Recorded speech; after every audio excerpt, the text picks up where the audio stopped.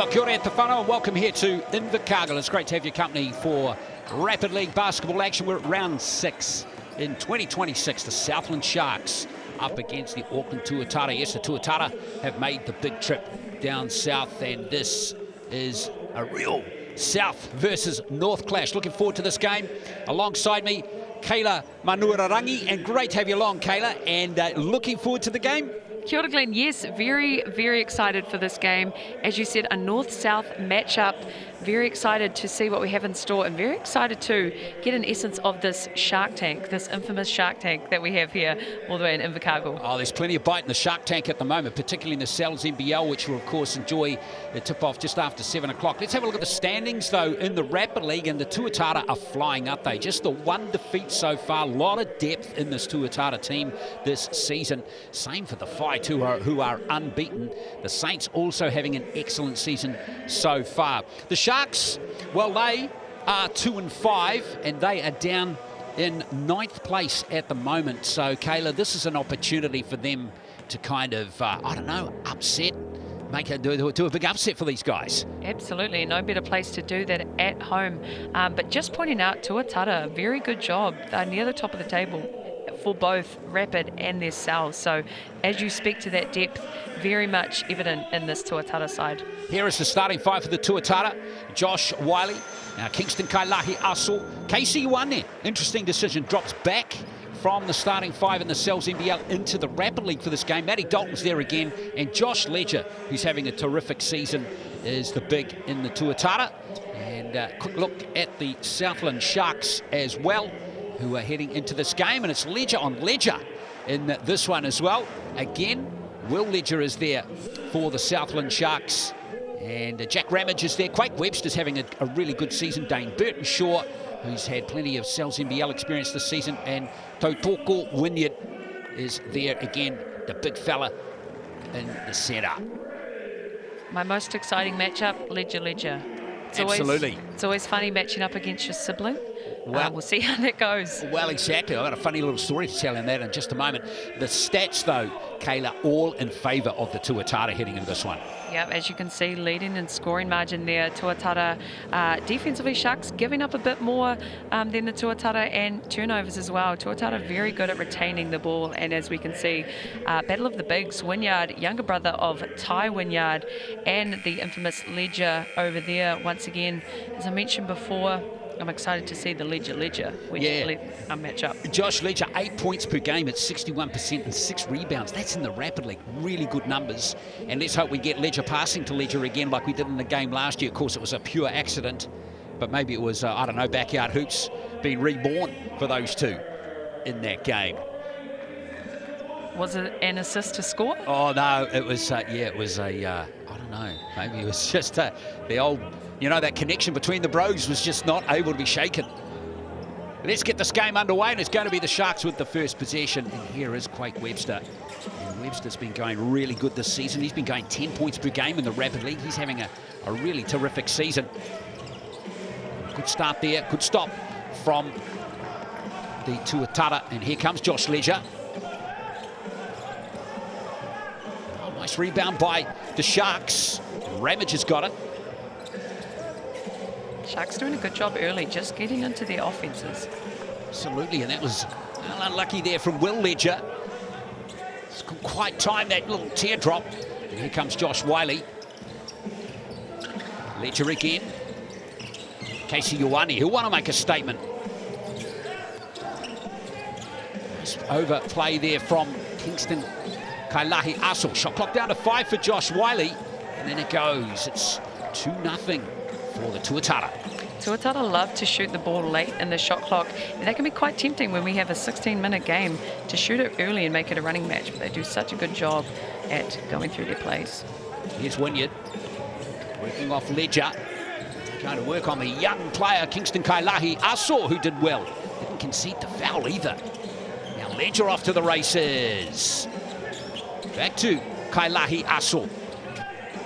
It's a real contest for the ball. It's going to be Tuatara ball. Unlucky, unselfish pass there from Ledger. He's got a fantastic assist as a post player. We really like to see that, but just unable to convert off the glass there. Sometimes that's the hardest shot in basketball, is a slight floater right in front of the rim. You kind of have to stop your forward momentum just to hold it back a little bit. Now here's Wiley. Josh Wiley. That's good pace, and a foul this time is going to be conceded by Will Ledger. One of my favourite things about watching different guards is change of pace. Wiley doing a great job at stopping, freezing the defence and going. And sometimes the most effective point guards are the ones that aren't necessarily the fastest on paper, but they can change pace. They're clever. That's what you're saying there, eh? They're the clever guards.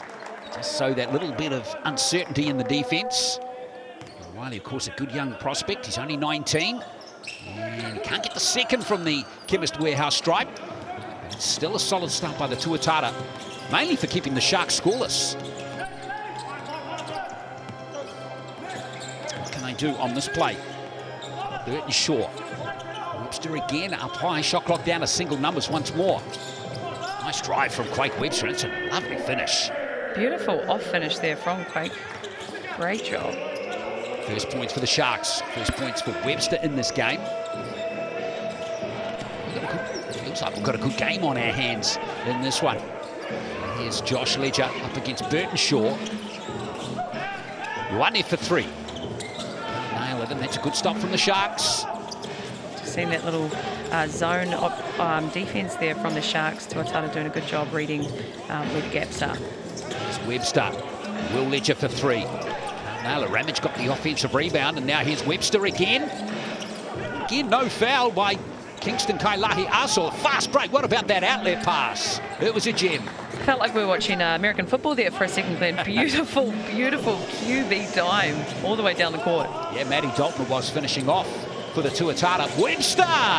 Beautiful finish from Will Ledger. They're so good at two-man action, are the Sharks, either coming out of a pick and roll or guard post action. Oh, no foul. Ooh, that was Burton Shaw, a little unlucky there. Here's this play again. Kayla, fabulous. Oh, he basically posterized his old brother, didn't he? I think there might be some words after this game between the two of them. Hey, man, did you see what I did to you with about a minute left in the first quarter? They're going to have to take it back to the backyard, Glenn. Absolutely, Wiley can't nail that triple. And now here is the Sharks' first chance, or another chance for them to take the lead in this game. Burton Shaw again. Just pass again. Will Ledger can't get that one in. And now, again, Kailahi Aso doing a great job. In and around the boards.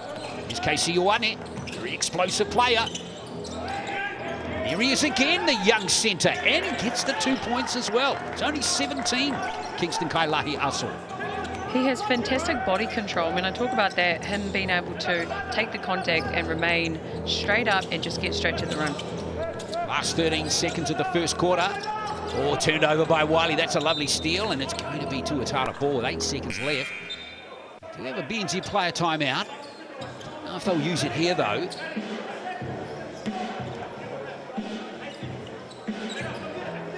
Josh Ledger's going to inbound it. Wiley. Tuatara. Nail a shot here with the last play. And the three is just missed by Daly Forhill, the 16-year-old.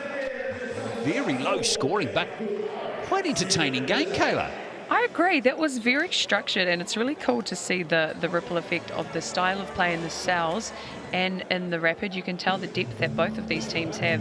They're staying in their offenses, and they're not just playing a running match at the moment. They're going through their plays, and you know the positive part of Rapid is it gives these young guys, you know, you're saying 16 years old, 18 years old, gives them a chance to really work those systems, and if they get a chance in that Sal's game later, this is an awesome opportunity for them to develop. Well, speaking of Sal's, there is the large cupped pepperoni on special for $35. Just scan that QR code if you're on your computer. There's that online code, Sal's Dish 26, valid until next Wednesday. What's your favourite flavour, Glenn? Well, that is a very difficult question. That is just giving me a headache even trying to answer that one at the moment, Kayla. I always have real trouble deciding what I want. I'm very kind of, what's the word? I'm a ditherer when it comes to ordering from cells. Wow, I didn't even know that word, ditherer. There you go. Well, let's have a look at the Chemist Warehouse stats recently. These shooting percentages are just down a little. Tuatara down to 33%, and the Sharks down in the 20s. But the defense from both teams has been quite good.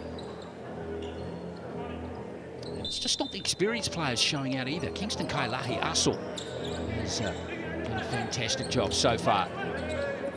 2 rebounds and 2 points so far. Doesn't sound like much, but in 4 minutes, it's a pretty good effort. Here's Josh Ledger, lovely pass, and Dalton finishes off. 9-4 is the score. If you're the coach that drew that play up, you are just so happy right now. Beautiful little side look from Ledger, backdoor pass, beautiful play. It was well executed, wasn't it? Here's Webster. Quake Webster again. There he is off that left hand again. Chris Paul is one of those players who talks about finishing out of your cylinder, and that's something Webster does really well. Is he knows he doesn't have the size advantage. He finishes outside of his body space. Got 4 points, Quake Webster. Now there's a rebound taken by Riley Snow. He's out there now for Southland. Ledger coming forward. Oh, the three is good. I think that's Ramage nailing that one. It is Jack Ramage. And just like that, that 5-point lead evaporates to nothing. Josh Ledger. Dalton. Oh, picked off nicely by Will Ledger. Ledger lays in 2, and Southland hit the front for the first time in the game. Beautiful pick there from Ledger as he just pushes it out in transition. Nice little 7-0 run from the Sharks as it is stopped right there from Josh Wiley. Well, at the moment, the Sharks doing a very good account of themselves, making a mockery of their position on the Rapid League table against the Tuatara. Here's 2 more for Jack Ramage. Ramage is here to play. Shot 3, got a nice little floater inside. Yeah, he's come to play tonight. He's got 5 points now. Southland restore that 2-point lead. There's Wiley. Dalton again. That's a rebound from Riley Snow. Great read there from Riley, driving to the gap, playing it a bit like touch. You know, you got to drive to the gap and then pull the extra player. Webster. Here's Burton Shaw. Shot clock down to 7. Webster. Oh, good pass into Snow. There's 2 more for the Sharks. They can't miss in the second quarter. They're so clinical. You know, they'll be chasing their first win at home in this Rapid, so they've come in very good form with a fire under their belly. Well, yeah, and if they can do it too, they've beaten a really good team. Ledger. Double team, but he finds his way through. Oh, can't finish it off, though. Very effective, that 2-3 zone of the Sharks. Tuatara struggling to find a space. Here we go, Ledger on Ledger there just for a second again. Here goes Snow. Now Ramage starting to play with a lot of confidence, Jack Ramage. Will Ledger over his brother. Ooh, he almost had some big bragging rights there, didn't he? Yeah. Burton Shaw tidies up. Hard-working Dane Burton Shaw. Clear at the referee there. Where was the foul? Here comes Wiley. Josh Ledger can't nail the triple. And it's grabbed nicely by his brother. Burton Shaw. That's classic Dane Burton Shaw there. He's a good player. Sharks just doing really well. Two feet finish there and just scoring in the key the last couple of possessions. Ledger looking to increase the pace of the game, and that tactic works really well there. 20 seconds left in this second quarter. Interesting to see if BNZ player timeouts are used here. Houston doesn't call one for the meantime. Nice pass into, oh, there's a block, clean block by Josh Ledger. He's got 3 seconds. Come on, Josh! Oh, it's not going to count. Unlucky. I love the effort there from Ledger, captain of this Rapid side. He's doing a fantastic job at trying to get it done, but unfortunately the time just expired before he could jam that. Hard luck for Josh Ledger, but what a quarter for the Sharks. They have outscored the Auckland Tuatara very comfortably in that second quarter. 13 8-6, and they've got a 4-point lead heading into the third quarter. This Chemist Warehouse stats look pretty good, and there's been a good spread of scoring in the Southland Sharks team, Kayla. Check that out. Yeah. What do we have here? 5-4-4, 2-2. They look very comfortable in their offense, and it's starting with their defense, sitting in that 2-3 zone, making it difficult for Tuatara. And yeah, like I said, they're really working that zone well, or that screen action well, as we can see those rebounds there. Once again, Sharks a bit more evident on the stats there, Glenn. Absolutely, but interesting to see Will Ledger and Josh Ledger topping their teams with the rebound count so far. Kailahi Aso, another shout out to him. 2 points, 2 assists, 2 rebounds. Excellent all-round first half from him. And that clean block from Ledger was memorable. And even a steal for Kailahi Aso as well. So, all set up for a interesting second half. Definitely wouldn't count out the Tuatara just yet in this game. Such a fast game. Anything can happen so quickly. It could be a 2-possession game, a 3-pointer and a 3-pointer. So yes, very much anyone's game.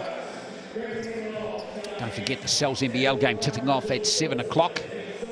And we've got two of the hottest teams going at it against each other this evening, with the Sharks winning their last 4 games in a row and the Tuatara winning 4 of their last 5.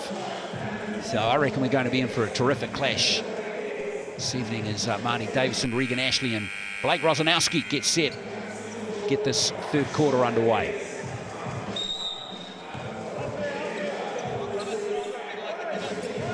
Here's Webster with the third quarter underway. Wynyard, marked by Dalton. Defense from Dalton on Wynyard. Webster now, he's a patient player. He's a good 3-point shooter as well. There's a hard rebound there by Riley Snow. There's Will Ledger. Nice strong drive again by him. Really impressive in this game. Such an active presence for the Shark side. Really impressed with him. He's cashing in 6 points for him now. He's the leading scorer in the game. Wiley, Wane. Oh, Dalton. Someone forgot to put super glue on their hands this morning. Here is Burton Shaw. Riley Snow trying hard to get it back in, and somehow the Tuatara come away with it. Here's Wiley. There's that hezzy move again. Dalton, the 3 from the corner. And it's been taken away by the Sharks. Tuatara finding it hard to score now, Kayla. Yeah, struggling to convert and transition there. In the previous positions, also struggling to score in that 2-3. We know the wing is the open part in a 2-3 zone. Yeah, they'll just be hoping to look to hit a 3-point shooter on the perimeter. Oh, they'll love that steal too, won't they? If they can convert this into 2, and they can't, and they can. As Josh Ledger puts it back in. Beautiful. He probably wished it was on his brother, but he'll take the 2. Yeah, that shooting percentage up around 50% now for the Sharks. It's around 40% for the Tuatara. Maybe these last couple of stops are just getting the Tuatara back into this contest a little bit as Ioane comes forward. Can't get the roll off the rim, and another strong rebound by Snow. Wynyard is a tall player to try and shoot the ball over as well. Big boy, isn't he? He's only 21. There he is there. Looking for Quake Webster. Snow. Working on Dalton and winning the day there, or at least getting to the Chemist Warehouse stripe for 2 free throws. It's great to see the synergy between the guards and the posts on this Sharks type side. Sometimes there can be some division between guards and posts. Point guards don't know if they want to throw the ball in, posts wanting the pass, but there's a lot of synergy inside-out movement in this Rapid side, and I also think we will see that in the Sales game later. Riley Snow's been pretty good off the bench. 4 rebounds. And this is Southland's first visit to the Chemist Warehouse stripe in the game. Tuatara have only been to the stripe themselves once as well. So it's a very clean game as Snow converts the second. He's got 3. That leads back out to 4. Wiley. Wiley again. And that zone defense working pretty well for the Sharks. Ioane trying to go around Burtonshaw. Shot clock down to 2. Well, ended up being not a bad play from the Tuatara. Just didn't nail the basket. I'd be happy with that shot. Nice little shot fake at 3, pull up J in the midi. Just unable to convert, but that was good offense there from Tuatara. Here's Webster calling the shots again. A little alley-oop play, this time to Wynyard. Webster for 3. And it rattles from Quake Webster. He's a very good three-point shooter. In the Rapid League, he's been going at 44%. And in the NZNBL, 53%. It's a great shooting percentage. Anything above 35% from the three-point line is considered a really good shooting percentage. And he was over, he had to shoot over a play there too, Kayla. 8-point lead for Southland now. This is looking very good for them. They'll be trying to get that win at home, that first win at home. So far they're outscoring the Tuatara 6-2 in this quarter. Execution has been first class so far. Here's Quake Webster again. Burtonshaw. Double team, but he sees a player open, but unfortunately Ravage couldn't seal it. Oh, Tuatara need a basket here. And Ledger can't provide it. Here's Kailahi Aso with an offensive rebound, and Dalton. Again, Ledger this time surely, and he's finally got it. Made it count. Few attempts there, but they made it count. Well, right on the cue there to Josh Ledger.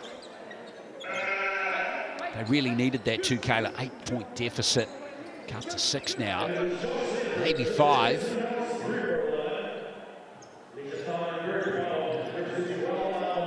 Really like how Ledger steps up when his team needs him to. As a true captain, he knows, you know, if my team needs me to score now, I'll do that. If I need to get an assist, I'll do that. And if I just need to get a putback and one, I'll do that too. Let's see if he can nail this basket. He's got 6 points in the game and 6 rebounds.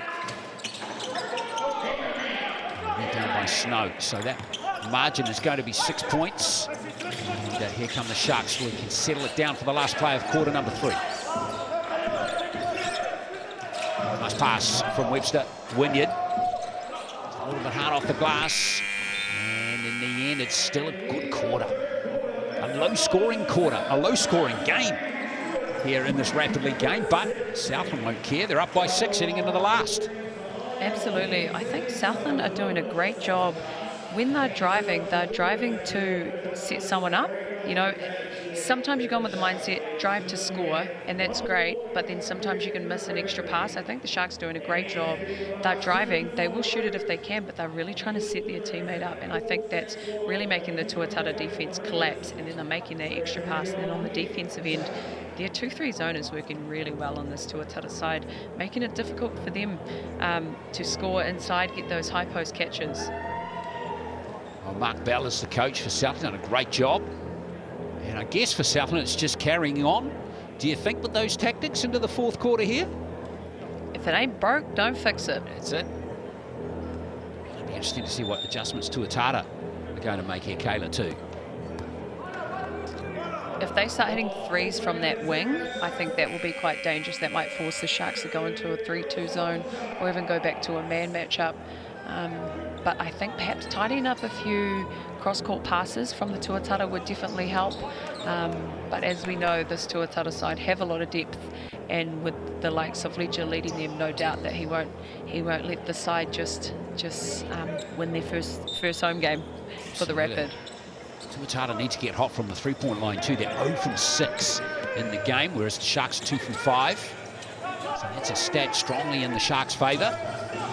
Pass out, Ioane just can't handle it. Again, everything done right there, Ioane. Luck from him. It's unfortunate, but that's one of those plays you've got to be happy with the look. It was a great read, great action, just slipped through the hand. A beautiful bounce pass there, again from Ledger on the back door. Webster rolling away from Wynyard. There is a foul, and that almost went in. I don't know what Quake Webster did in the off-season, but he has just really moved forward with his game in 2026.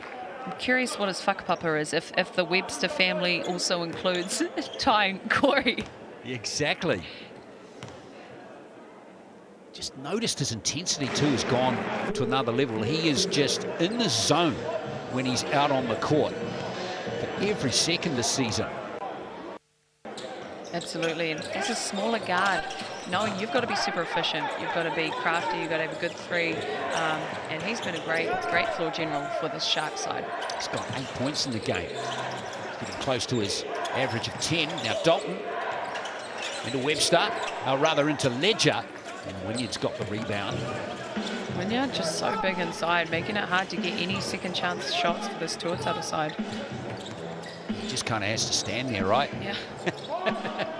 Can't relate. Webster gets the ball to Wynyard. A little bit messy from the Sharks here with a shot clock down to 3. Burtonshaw. And Wynyard. He got us an unsettled set, though, that time from the Sharks. Now the Tuatara looking to capitalise through Ledger, and there's another foul. Ledger doing a really good job in transition there. The benefit of having someone his size being able to rebound and then just dribble full court. But he looked at the back of Wynyard and he looked where he was facing, and he actually just drove off his back, and the moment he didn't look, he got to the rim. Unfortunate miss just off the front there. That free throw was a shocker. Come on, Josh. Kia kaha. Exactly.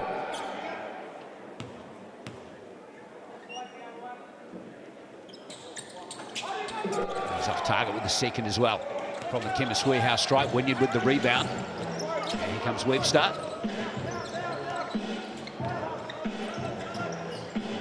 Will Ledger back out there.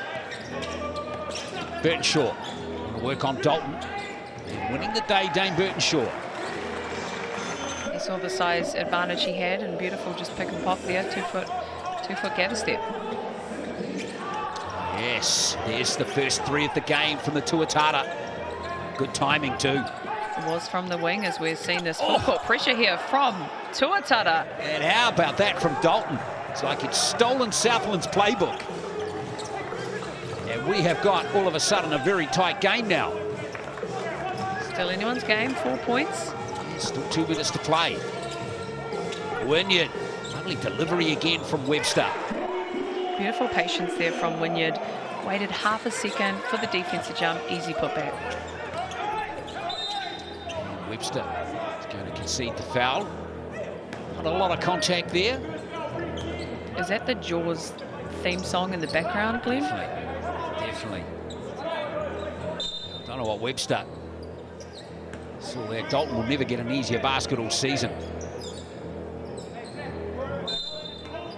Full court pressure coming. Yeah, well, no, it's back in Tuatara's hands, of course, as we see Wiley rolling it over to Ledger.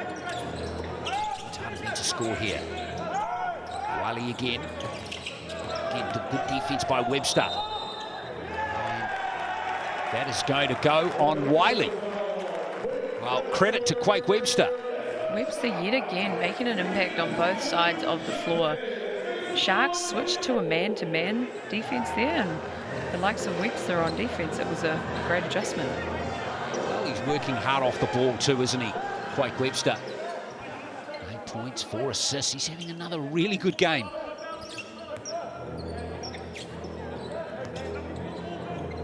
Oh, Southland score here is going to be very tough for the Tuatara.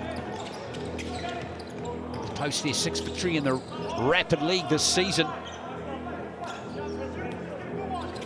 Webster again. Soak up some time on the shot clock as well. Wynyard. And no basket. He's been called for travelling. Unlucky there. Just a bit of a shuffle of the feet, but a nice screen action there yet again.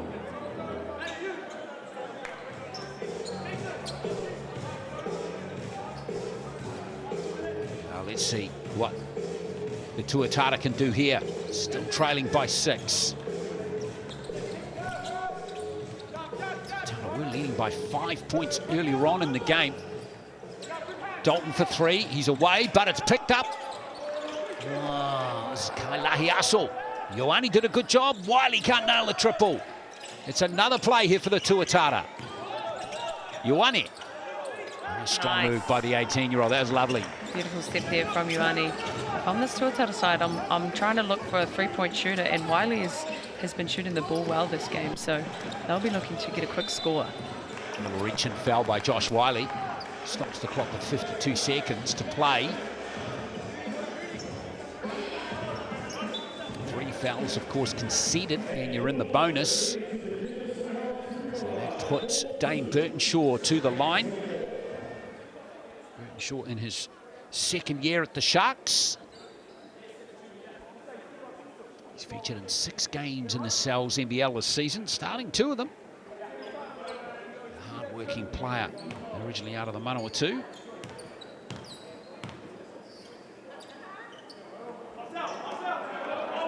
He's at the Chemist Warehouse stripe. Can he seal and get this lead out to 5 with 52 seconds to play? Right, there's a chance for the Tuatara. Ledger needing a quick basket. Oh, blocked by Wynyard. No foul either. And there's another foul by Dalton. Unlucky drive there from Ledger. Good aggression, just couldn't get the foul call there. 42 seconds left, Glenn. Feels like it's like definitely Sharks are up, but that's only 4 points. Still anyone's game. Well, Burtonshaw just missed his last 2 free throws, Kayla, so let's see. He's caught the disease. I don't know if it's me commentating these games, but every time I seem to commentate a game, the free throw shooting is just not up to it. So I blame myself. Commentator's curse. Exactly. Burtonshaw this time. It's a 5-point game. It looks like the Tuatara have called their BNZ player timeout. They want a 2-for-1 play. Well, they need it, don't they? Absolutely. So let's have another BNZ player timeout. Time now for you to scan that QR code. Get your ticket to the big game. 5,000 tickets to give away to community groups, any sports group. Just fill in your details once you scan that QR code and get your ticket to the big game, thanks to BNZ.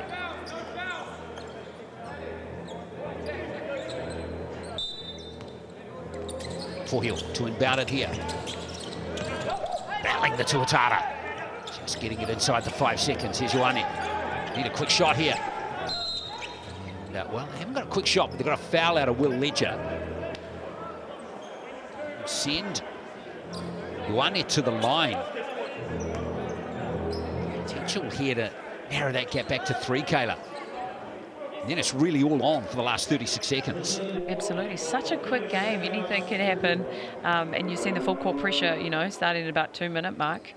It's, yeah, it's stretching on, though. It goes from Casey Ioane.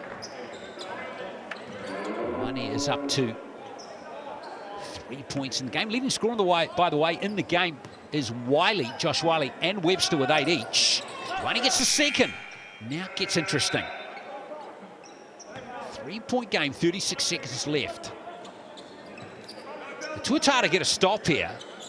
It's all on. Or if they draw a foul, back to the free throw line. Ledger, where is it? Play's just gone out of court, so no foul there on Ioane. Maybe a little fortunate to get away with that play.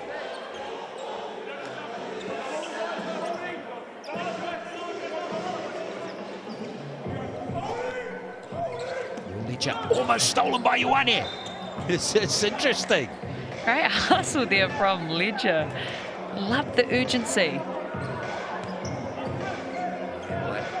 Bragging rights is at stake here.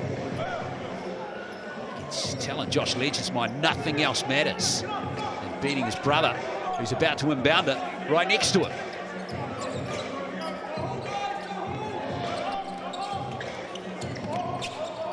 Oh, Webster! He's in trouble and he's out of court. Wow. Great intensity there from Tuatara. They've really picked it up at the end of this 4th quarter and making it really difficult for the Sharks to just have their composure they've been playing with the whole game. Wow, the Tuatara, well, how are they going to play this now? Remember, they've used their BNZ player timeout. They don't have it left. A 2-for-1. They're going to get a quick score. Full court press again. Do you go for a 3? Nah, you don't need it. That's my read. I'm not the coach, Okay, but I'm saying a 2 for 1. You've got to score it in the first probably 6 to 8 seconds, otherwise you've got to get 3. Well, let's see what happens here. Kingston Kailahi Aso is the player, and he does score. Press. He has done exactly what you suggested. They've got 24 seconds. They'll need to use it. Webster. Still in control of the scoreboard, the Sharks. Can let the shot clock go right down here. Tuatara being smart with their fouls. Oh, there's the one. Foul. They really had no option, I think, at the end of the day there, but to foul. It's always a risky one. Do you make them shoot it, then you've got 3 seconds left if they shoot it at the very end of the 24. But still, 1 point in it. Remember, the Sharks still have that BNZ player timeout up their sleeves as well. That is going to come into play, you think. Dane Burton-Shaw gets that lead back out to 2.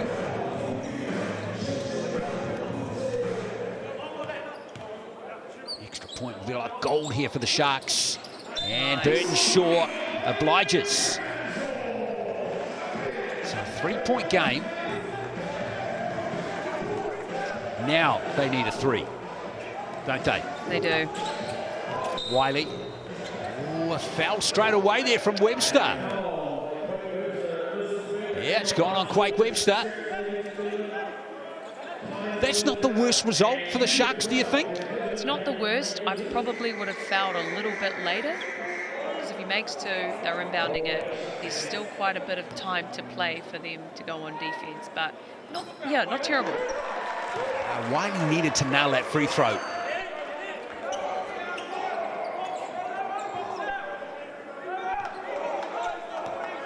Second one here for Josh Wiley. He gets it, so it's a 2-point game.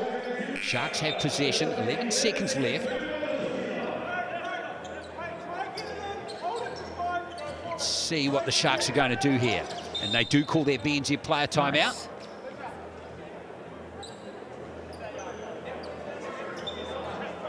Technically, all they need to do is hold the ball. Yes. I did hear on the baseline the coach saying, get it in, hold it for 5 seconds. Smart. The time is, it's Southland's friend, and currently it's Tuatara's enemy. So Tuatara will be trying to, make it as quick as possible. Sharks trying to slow it down. So BNZ player timeout used by the Sharks. 11 seconds to play. Here's Will Ledger. And Webster is fouled. And Josh Ledger in there. I'd love to see that good sportsmanship too. There was no ill intent. They were just going for it. They're playing hard. Well, Quake Webster, good man to send to the free throw line. He's a good shooter. He's got the chance to put this game to bed now with 2 free throws here. Get that margin out to 4.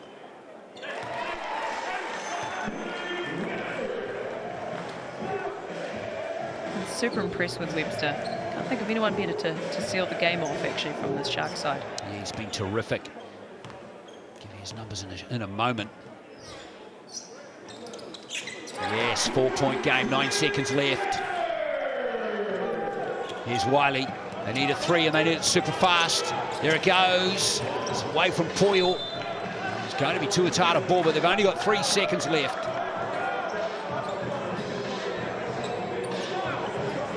Sharks are closing this one out pretty well, aren't they? They are. I don't want to say too little too late. It could be a 3 with a quick foul. Well, KCU and that will be the end of the game. The Sharks have got the victory. Very good win in the Rapid League. It's just their 3rd from 8 games. But more significantly, perhaps, it's just the Tuatara's 2nd loss in 7 in the Rapid League. The Sharks get the win, 33-29. And that was a really good win from them too, Kayla. They found themselves down by 5 early in the game. They fought their way back really nicely, didn't they? Absolutely, and I think across the board, beyond the individual stats, the key difference for me was the 3-point percentage of the Tuatara tonight versus the Sharks. They're usually pretty hot from the 3-point line, and I think that was what they struggled with tonight Rebound, pretty strong there on the Shark side. Ledger leading with 8. He was such a great presence, not only offensively but defensively. And Kailai also a good young player, as you can see, also on the assist side, doing super well. But Webster, 4 assists. What a great game he had, Glenn. Excellent game. Yeah, great all-round numbers for Quake Webster. The only player to hit double digits. He shot the ball at 75%. Now, one of his 2 3-pointers. And grabbed those 4 assists as well. Good amount of steals on the Chemist Warehouse stats for the Tuatara. But you're right with those 3-point shots from the Tuatara. They only nailed 1 from 11 in the game. So well done to the Sharks. They get the victory by 33-29 in the Rapid League, but we now look forward to the Cells NBL game. Coverage starting at 7 o'clock in about 20 minutes between 2 of the hottest teams in the Cells NBL. We're looking forward to your company then.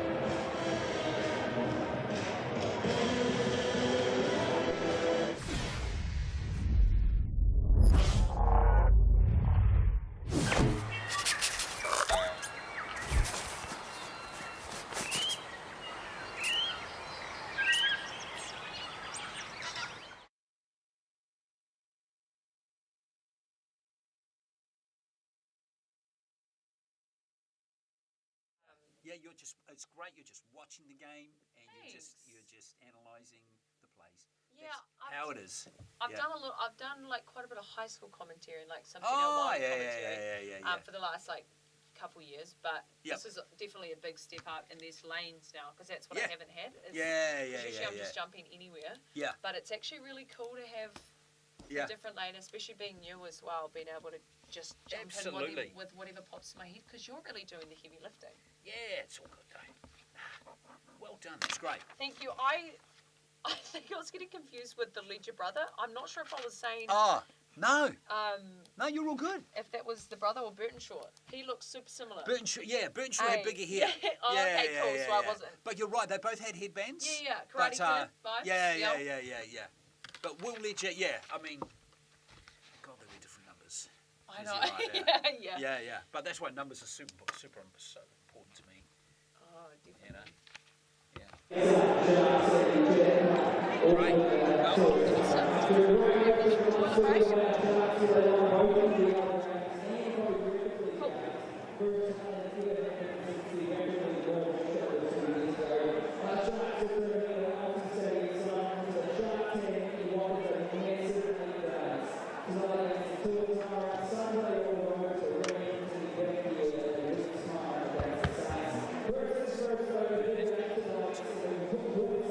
So hopefully he keeps doing that.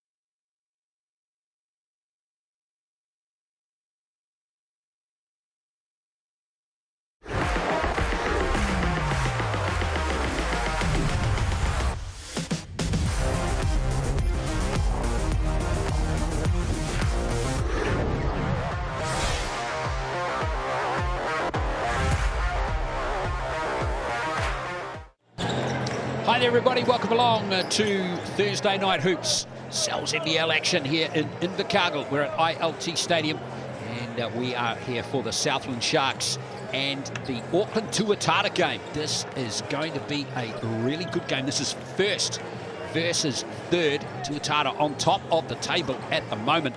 Both have very good records. The Sharks are 5-2 and the Tuatara are 5-1. So if Southland go on to win this game, they'll go to the top of the table. Pretty amazing. And it'll be their 5th win in a row. Glenn Lama with the call. And alongside me, Kayla Manuirarangi. And great to have you along, Kayla. And this one, we've picked a good game to commentate tonight, haven't we? Kia ora, Glenn. Incredibly excited for this matchup. Just looking here down the bottom, we have Tuatara 100% bet that they're going to win. I'm very 50-50. We are in the Shark Tank tonight. Infamous team crowd atmosphere does Southland have, so I'm really excited to see. But Tuatara obviously top of the table, so much depth from 1 through 5 and into their bench. Sharks coming into some great form, still missing a few key players, but it's very much anyone's game to me tonight, Glenn. What about you? Well, look, the Sharks, no doubt that Sharks fans watching this will be scanning that QR code right now to even that percentage up a little bit on the Your Shout.vote poll. Don't doubt that's going to really narrow. Yes, it's definitely a 50-50 game, but what's not in doubt is these two teams are in terrific form. There they are, along with the Rams. They're setting the standard. I mean, the Saints are always there or thereabouts, aren't they? But the Nuggets have just hit a little bit of a speed wobble after a terrific start to the season. They've just fallen back to the pack a little, but the Tuatara and the Sharks flexing their muscles. Absolutely. Tuatara, great job there. Yeah. We can see Hawks there, Jets, Giants. What else are you seeing there, Glenn? Well, the Fire and the Jets have got a chance to move up. They're going to meet tomorrow night. So that is a very interesting game. Well, there's one Corey Webster who's been listed in not in the starting 5 for Manawatu, but he's listed in the 12. So I'm thinking the Jets are going to actually be a team to keep your eye on from now on in if Corey Webster is fit. And we did see the Giants just lose by 2 to Tuatara the other night. they're a very strong looking team. So some of these sides, it's still way too early in the season for this to be an accurate depiction of how they will finish postseason. Definitely. The Airs back in action after that game tomorrow night that I just mentioned in Tauranga. Airs hosting the Saints down in Hawara. Looking forward to that game. And then the Nuggets back at home against the Tuatara. Of course, the Tuatara on the southern swing at the moment.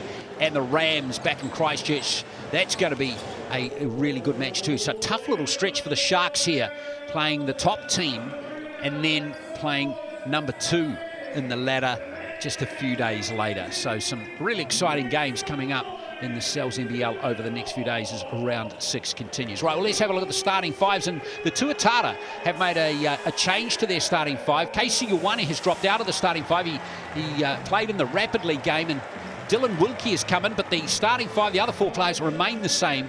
Dylan, who's getting better with every game. Chris Johnson, who's sure to fire up again. We all know about Rob Lowe after many years. And Zach Riley, what a wonderful year he is having. Let's hear from head coach now, Cam Glidden. Kia ora, Coach Glidden. Welcome along to the Shark Tank this evening. The Sharks have come to this game a much more complete team than when you last met. What aspects of the game are the Tuatara looking to disrupt tonight?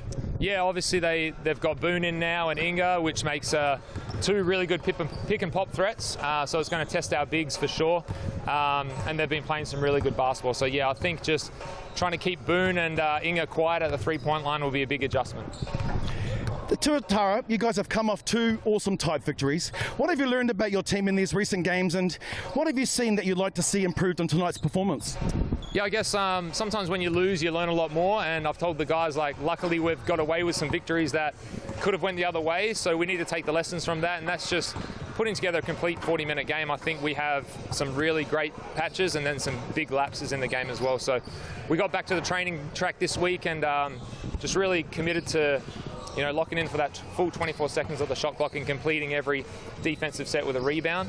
And yeah, just getting back to the simple things. I think sometimes we can get a bit too creative when the simple stuff still works. Loving the energy. All the very best out there tonight in the Shark Tank. Thank you, appreciate it. Thanks, man. Yeah, Cam Glidden doing a great job with the Tuatara as they come down to Invercargill to play this game against the Sharks, who were a bit undermanned at the start of the season. These 2 teams have met once before earlier on in the season. Here they are for meeting number 2, and yeah, it's starting to look pretty powerful. That Sharks starting 5 with Rylan Jones sticking around, Braden Inga back from England, Caleb Asbury, Tukaha Cooper, and Sam Timmins, the captain, who's averaging 20 points per game this year. Let's hear from their head coach, John Yim. Coach Jim, the Tuatara coming in with size, shot making and experience across the floor. What areas of their game are you most important for the Sharks to be disrupting tonight? We've talked about all week about their easy points, which is transition, second chance points, and free throws. They're first in second chance points, so we got to do a good job of keeping them off the glass. And then they're also attempting the most free throws in the league so far, 27 attempts a game. They're making 20, so we want to do a good job of guarding them and being physical without fouling them. Fantastic, Coach. I mean, despite still not having your full roster, the Sharks have won 4 straight. Coming into tonight's match, what have you liked about those recent performances? And beyond the final score, what would a successful Sharks performance look like tonight? That is the most thoughtful question I think I've had since I've been here. What I really appreciated about our group was that, we beat the Airs with our defense. I thought the last Jets game was a lot more how we want to play on both sides of the ball. But I think that we've shown that we can win playing slow, we can win playing fast, we can win when we score a lot of points, and we can win when we have to rely on our defense. So hopefully, we'll see that tonight. All the very best, Coach. Thank you. Yeah, John Yim there, the coach. Very popular coach here in Southland for sure. Let's have a look at the head-to-head stats. And this one's interesting, Caleb. Very good difference there for the Tuatara in terms of scoring, but it's tight elsewhere, isn't it?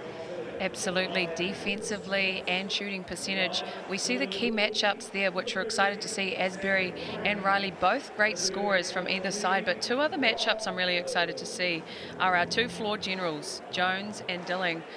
Phenomenal products out of D1, very efficient, quite undersized guards, but they are phenomenal facilitators for their team as well. Rebounding is one of the most important stats, I think, for this game for either side. That can be the determining factor between a second chance shot, a quick transition, and I think, you know, the likes of Timmins against Lowe and Johnson inside. So very much a lot of different exciting matchups, and I think it could show very much an even spread on either side. Yes, indeed. Well, Riley and Asbury, Riley in particular, his numbers are off the charts. 21 points per game at 48%. And he's also dishing sealing 5 assists, 7 rebounds a game as well. And Asbury's numbers, 17 points per game at 46%, 5 assists and 4 rebounds. So good numbers for Caleb Asbury as well.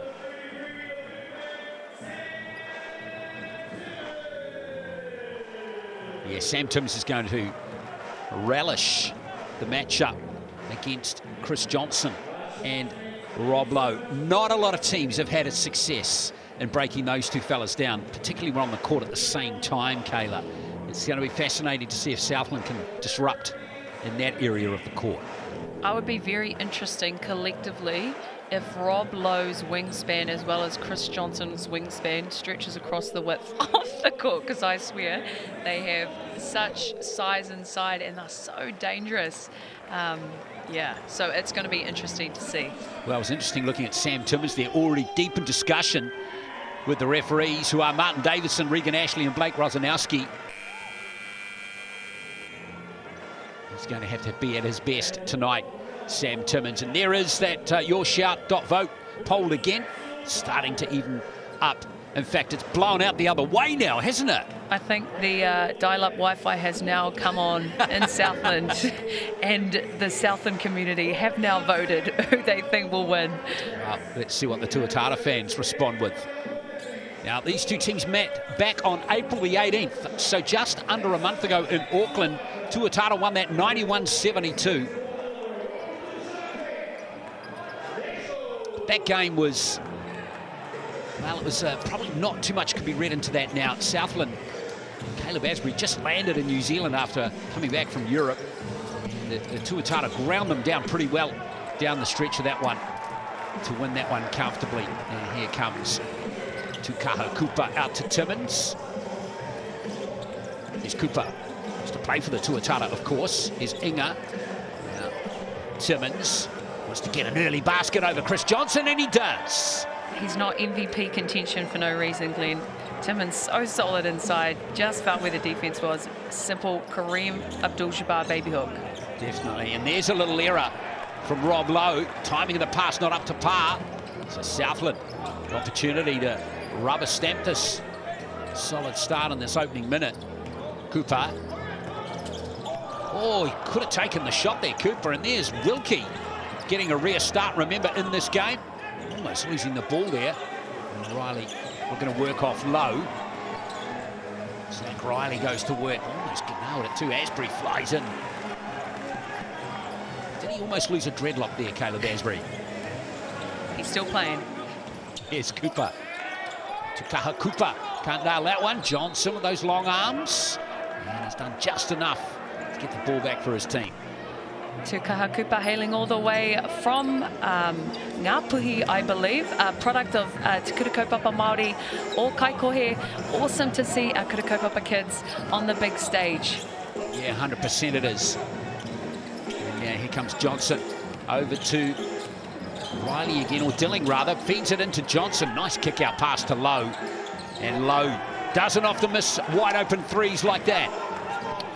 Rob Lowe can pick and pop. His three-point percentage is impressive. He's got a lovely shot for a big man. Now here's Jones. Cooper, lovely rotation out to Asbury. Asbury, oh yes, that's some finish. So slippery, Asbury. Beautiful catch and shoot, shot fake, sliding right all the way to the basket. Little finger roll to finish too, that was lovely. Here's Dilling. Johnson. And the triple, and Ryland Jones is in there, and that foul might have gone on Zach Riley. It's one of those fouls, no intention to foul, but just placement. Unlucky early foul there for Riley. One thing Johnson and Lowe wanted to stay out of his foul trouble. Yeah, 91-72 the last time these two teams met. Both have come off interesting last games in the NZNBL too.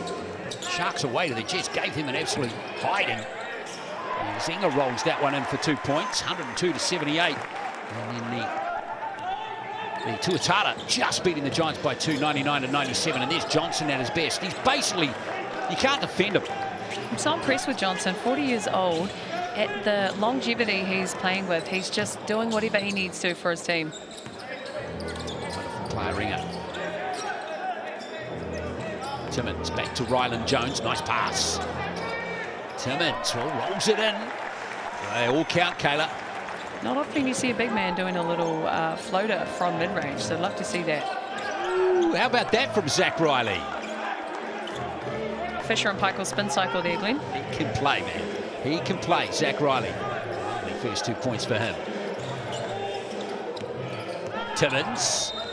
And, oh, he got an off-the-ball foul there. It's gone on Caleb Asbury. It was right in front of the referee.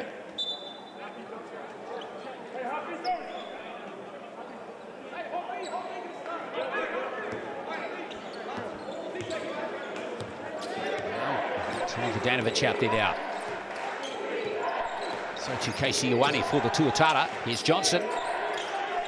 Vadanovich has it tipped out of his hands by Inga.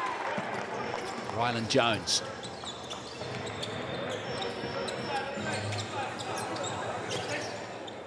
This feels already, Kayla, like two teams that are well connected, well drilled. Here is Asbury.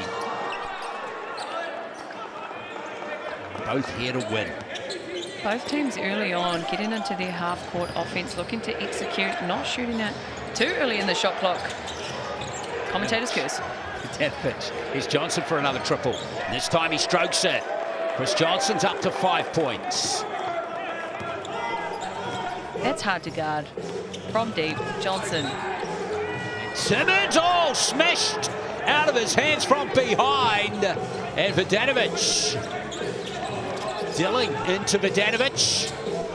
And Tommy V almost gets the three-point play. He will go to the Kevin's warehouse stripe for 2.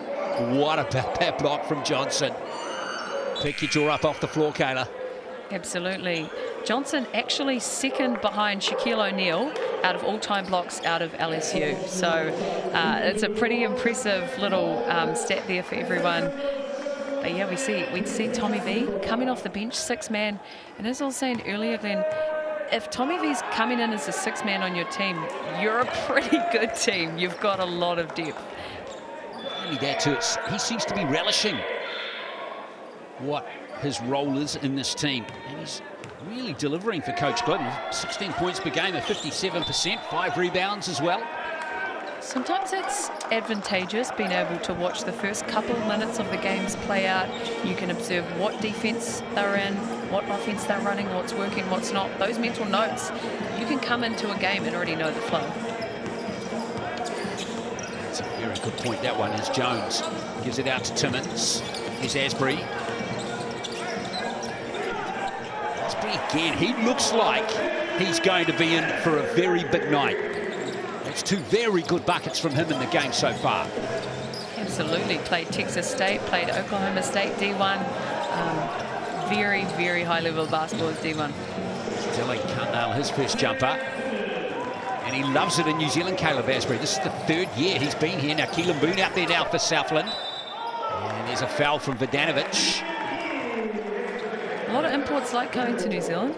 I'm not entirely sure why. I think there's a perception that we're quite an exotic country, but when you come here, we might dispute otherwise. Well, you know what? I think what's also, and Boone, you put Boone in this category as well, is that man on screen right there, John Yim. He has created such a good culture and team philosophy and ethos down in Southland that players like Asbury and Boone want to come back and feel it again. Whānau is a pivotal part of a person's home order and well-being. Having family in a place where you're not home, that is a massive draw card for a lot of these imports. Boone 2 from 2 from the Chemist Warehouse stripe. That's his first 2 points of the game. He's going great from the stripe this season. Booney's an 82% free throw shooter. Southland hit the front by 1. It's been tight all the way so far, and Vadanovich trying to get in there, can't get the ball back, and here comes Boone again. And there's the foul from Josh Ledger, and Boone's going back to the free throw line. Boone really showing his vet IQ there.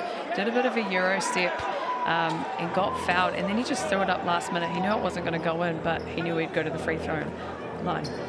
Yes, indeed. A Chemist Warehouse stripe, remember, supporting the BBNZ Hoops and Schools program with every free throw that is dropped. Don't doubt Boone's going to help us out in that regard in this visit. That's the first one. Tuatara in trail by 2. Kuru Tautuku is good. Koira te kupu Māori, more free throw. Kuru Tautuku. Josh Wiley up and out. Here's Vidanovic. Riley. He's played a Ioane. Good defense by the Sharks. Shot clock down to 7 here. Riley. Might get a good look over for Josh Ledger. Still a real battle. Ledger finally gets the foul. Sam Timmins can't believe the call. Ledger, captain in the Rapid League game for the Tuatara. Such great energy off the bench. He's obviously already played a game, but I love his aggression there. Getting to the rim, the seats just kind of opened up for him there. Already working on visualising that ball going through the hoop for 2 valuable points here for the Tuatara. Struggle a little bit from the free throw line though. Chemist Warehouse stripe in the Rapid League game to Josh Ledger.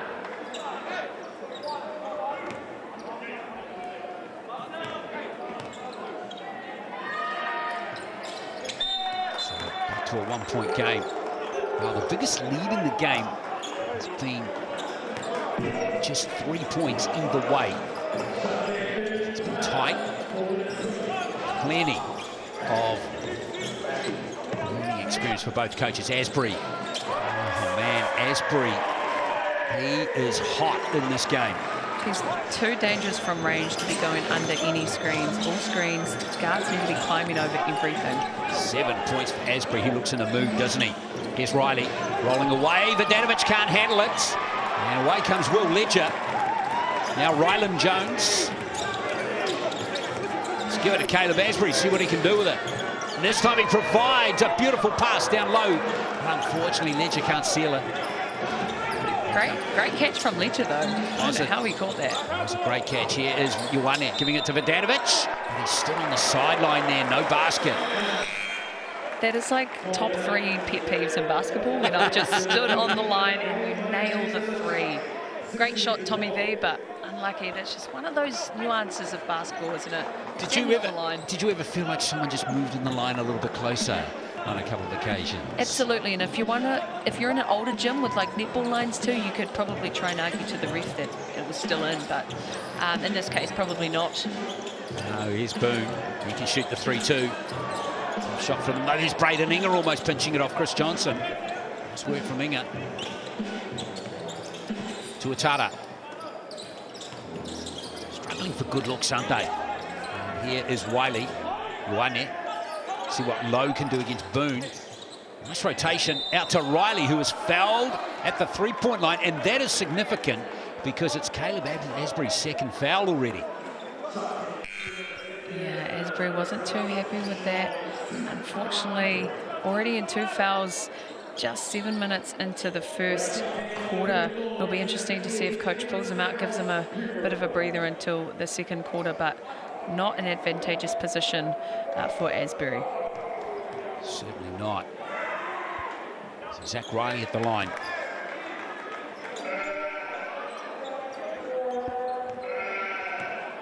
Free throw percentage is 88%. He'll just gobble up all 3 of these. Riley's been an MVP in a couple of the Tuatara wins this season as well, which is saying something, and the quality of player around them. Now their third one, though, from the Chemist Warehouse stripe, so it's still a 2-point lead here for the Sharks. There's Boone again. Lovely pass into Timmins. Timmins, oh, that was a bit hard off the glass, that one. Riley.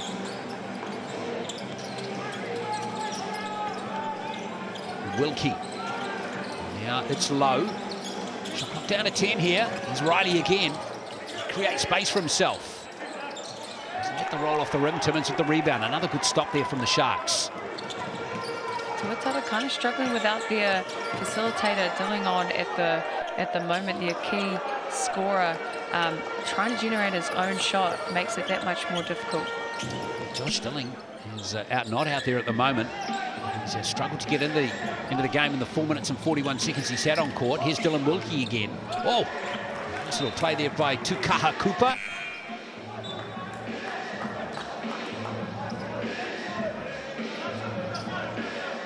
Rob Lowe doesn't look happy. He knows he's got to put his hard hat on in this game. That message has been well and truly sent by the Sharks in this game. Particularly at home for the Sharks. Such a tough place on the road for them to play at. Lowe for three. Oh, okay. That tremendous shot from Rob Lowe. Rob Lowe said 1v5, I got you guys. Jump on my back. 6 points for Lowe, both of them are threes. Tuatara back in front. Timmins almost loses it. Backs himself against Chris Johnson. And that whistle just before Johnson said, Honestly, if I was any other player on the court, I would have stepped back and just let them two go at it.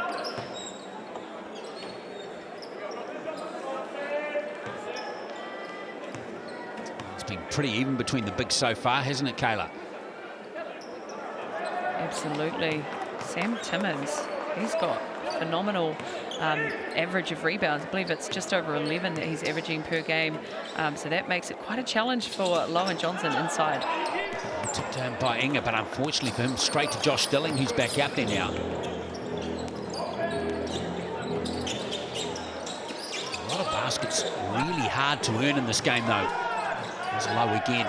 Starting to find his range nicely. He's up to 8 points. That's a great look there for the Tuatara, getting a high-low with Johnson and Lowe. Great look. Jones, lovely ball into Timmins, and there's Timmins. That's going to be a counter. Got the mismatch there on Josh Wiley. Bit of a Hail Mary there, you know, but actually not a Hail Mary because Timmins knows where the basket is, and that's actually quite a high percentage shot for him probably. You know, you will get fouled. If you throw it up, you get into the free throw line, but also if you can kind of English it off the glass like he did, it might be a three-point play. Timmins back to the line again. Not a successful visit for him the last time, and that one's not one either. Sam Timmins, incredible career at Washington over in the States for 4 years. Boom. Good job. Timmins been back in New Zealand a little while now. Of course, lots of experience in Australia as we see Boom getting into a little bit of strife. And there from Timmins, and Lowe, has he been called for a foul there?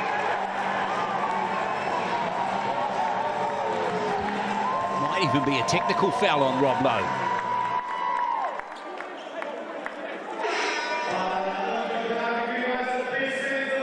Lowe just acknowledging that maybe he got a bit animated there, but I just want to mention what Wilkie did in that moment.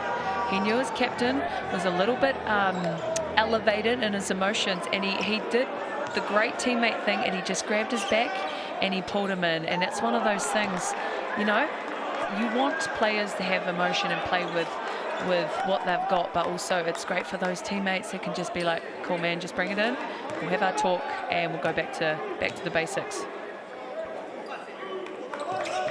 There was no technical foul on Sam Timmins. So scores are tied with 43 seconds left in this first quarter. Wilkie. Not many open, free, cheap looks in this game so far, has there? That's perfectly exampled there from Josh Dilling. Hello. Something has happened just there, and there was a technical foul there. Referee stopped that mid-court, Kayla. And I think there's some pretty fired up basketballers out on the court at the moment. You can just feel the look, I've had anticipation to this matchup, what it's going to be like. Both teams, great momentum. Sharks are known to be a very aggressive defensive side, and their defense is quite smothering. That's the only word I can think of for this side. So no wonder emotions are quite elevated at the moment. But we love to see it. That's basketball, that's sport. I know those little things can have a big impact. Imagine now if the Tuatara lose this game by 1 point. Here's Jones. Now that free throw from the tech foul as we see Inga. Space right, and Jones looking for space and gets that little teardrop going nicely. I think he got a bit of snow on that one, how high that was, but beautiful extra half an inch there from Jones. He knew he was shooting it over one of the tallest players on the floor. And kick out pass from low, and Dilling, oh, he buries it on the buzzer. Big bucket from Josh Dilling. And it's at, we've got a tied scoreline at the end of the first. A really good quarter of basketball in the Cells NBL. It's 22 apiece here in Invercargill. We've got a fight on our hands, Glenn.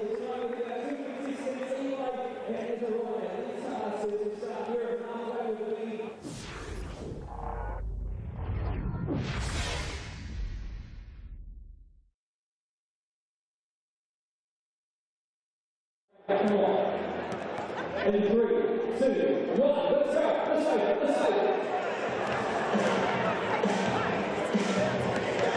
Easy break,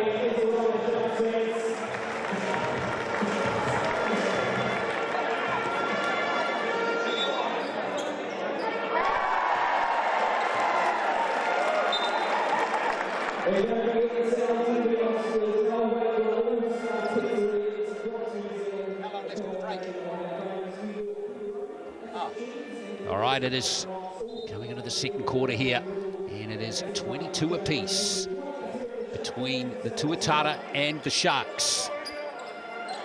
With that 3 by Josh Dilling on the buzzer, locking the scores up. Rob Lowe has 8 points. He's 100% in the game, including 2 3-pointers. The leading scorer for the Sharks is Timmins and Asbury with 7. But Asbury is on 2 fouls. So we work, keep an eye on that one. He's not on court at the moment. Here's Cooper. Out to Ryland Jones. He loves that little floater. That's back-to-back little floaters from him. His playing style reminds me a lot of Steve Nash. OG point guard, pretty undersized, but so clinical. As we see another beautiful floater there from him. He's got 5 points in the game now. Dilling. Couldn't quite get set, but Vodanovic has got the offensive rebound. Zach Riley can't nail the triple. And there's Timmins with another board for Southland. Quick response there from Jones, can't nail it. Loving that matchup there, Dillings and Jones, both really strong playmakers for their team. Pass into Vodanovic, and he nails that one. Cooper just couldn't quite get there in time. Tom Vodanovic has 3 points in the game. There is just great matchups everywhere, and we've got a foul off the ball there. It's not going to go on. Looks like Cooper might have picked up that one.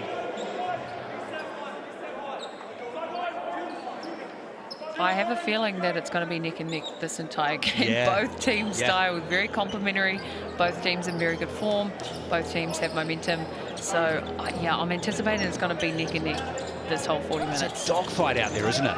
Every player, as we touched on in the first quarter, there are hardly any good looks in this game. There's a perhaps potentially good one there for Timmins, but just didn't quite weight it right now. Zach Riley really putting the foot down. Here's Dilling.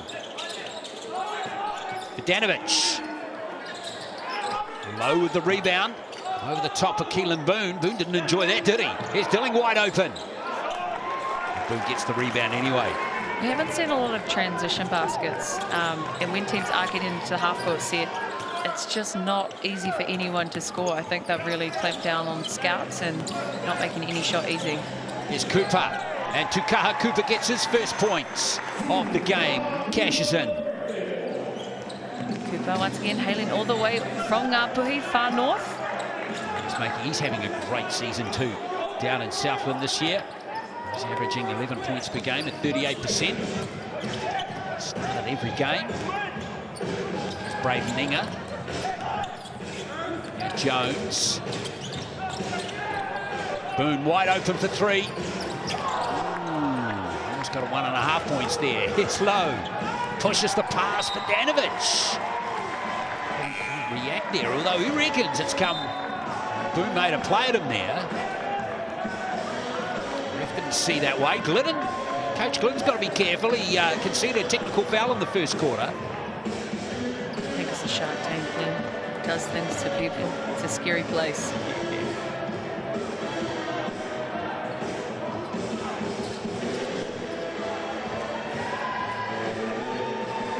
Boone. To inbound it. Asbury back out there. Coach Yim's got him back out there. Caleb Asbury playing on 2 fouls. 7 points he has secured in this game has been quality. There he is again. That time Timmins fighting hard but can't get over low. Beautiful snake dribble there from Asbury as defense climbed over the top. He just popped into the middle for a little pick and pop. Couldn't convert, but great look. Vidanovic, his kick across pass, likewise from low, and Dilling. These little shots can be tough because the player's not balanced, and now Inga. Timmins. Work off Boone, can't do so on that occasion. It's Cooper. Tukaha Cooper is fouled. And Cooper's going to go to the line. The Chemist Warehouse strike for 2 shots. Just want to mention Sam Timmins doing a great job as Cooper comes off that ball screen. He's bumping the guard. They're climbing over everything. And he's just making it so hard for the defense to stop that. So great job for the big man, really making it difficult for the defense. Tukaha Cooper, of course, was a Breakers development player. He recently completed ANBL, and big shout out to him and his whānau today. It is his birthday today, Tukaha Cooper. He's 24 years old today.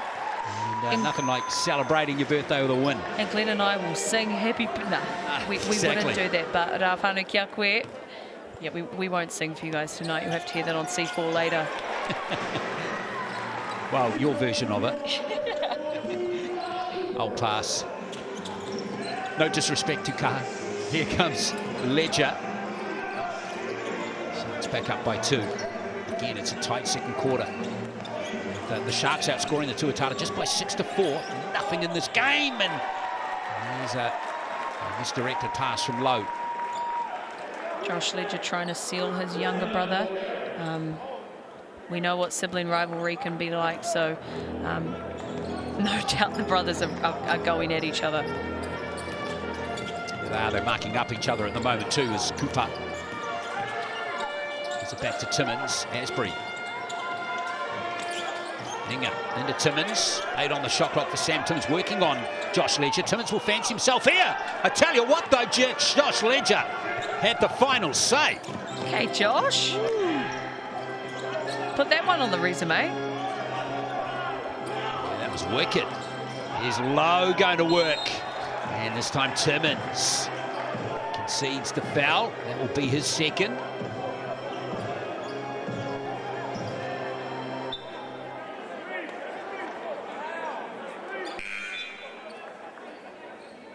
Two fouls can be quite a hard place to be in early in the game because you're not quite on 3. You've still got a bit of room to give, but the moment you get to the 3, you've got to play less aggressive than you'd want. And in a game like this, you need your aggression. So it can be quite a awkward, like you don't know how hard to go. Do I go for the block? Do I just let it happen? So yeah, that's 2 for Timmins and then 2 for Asbury as well still.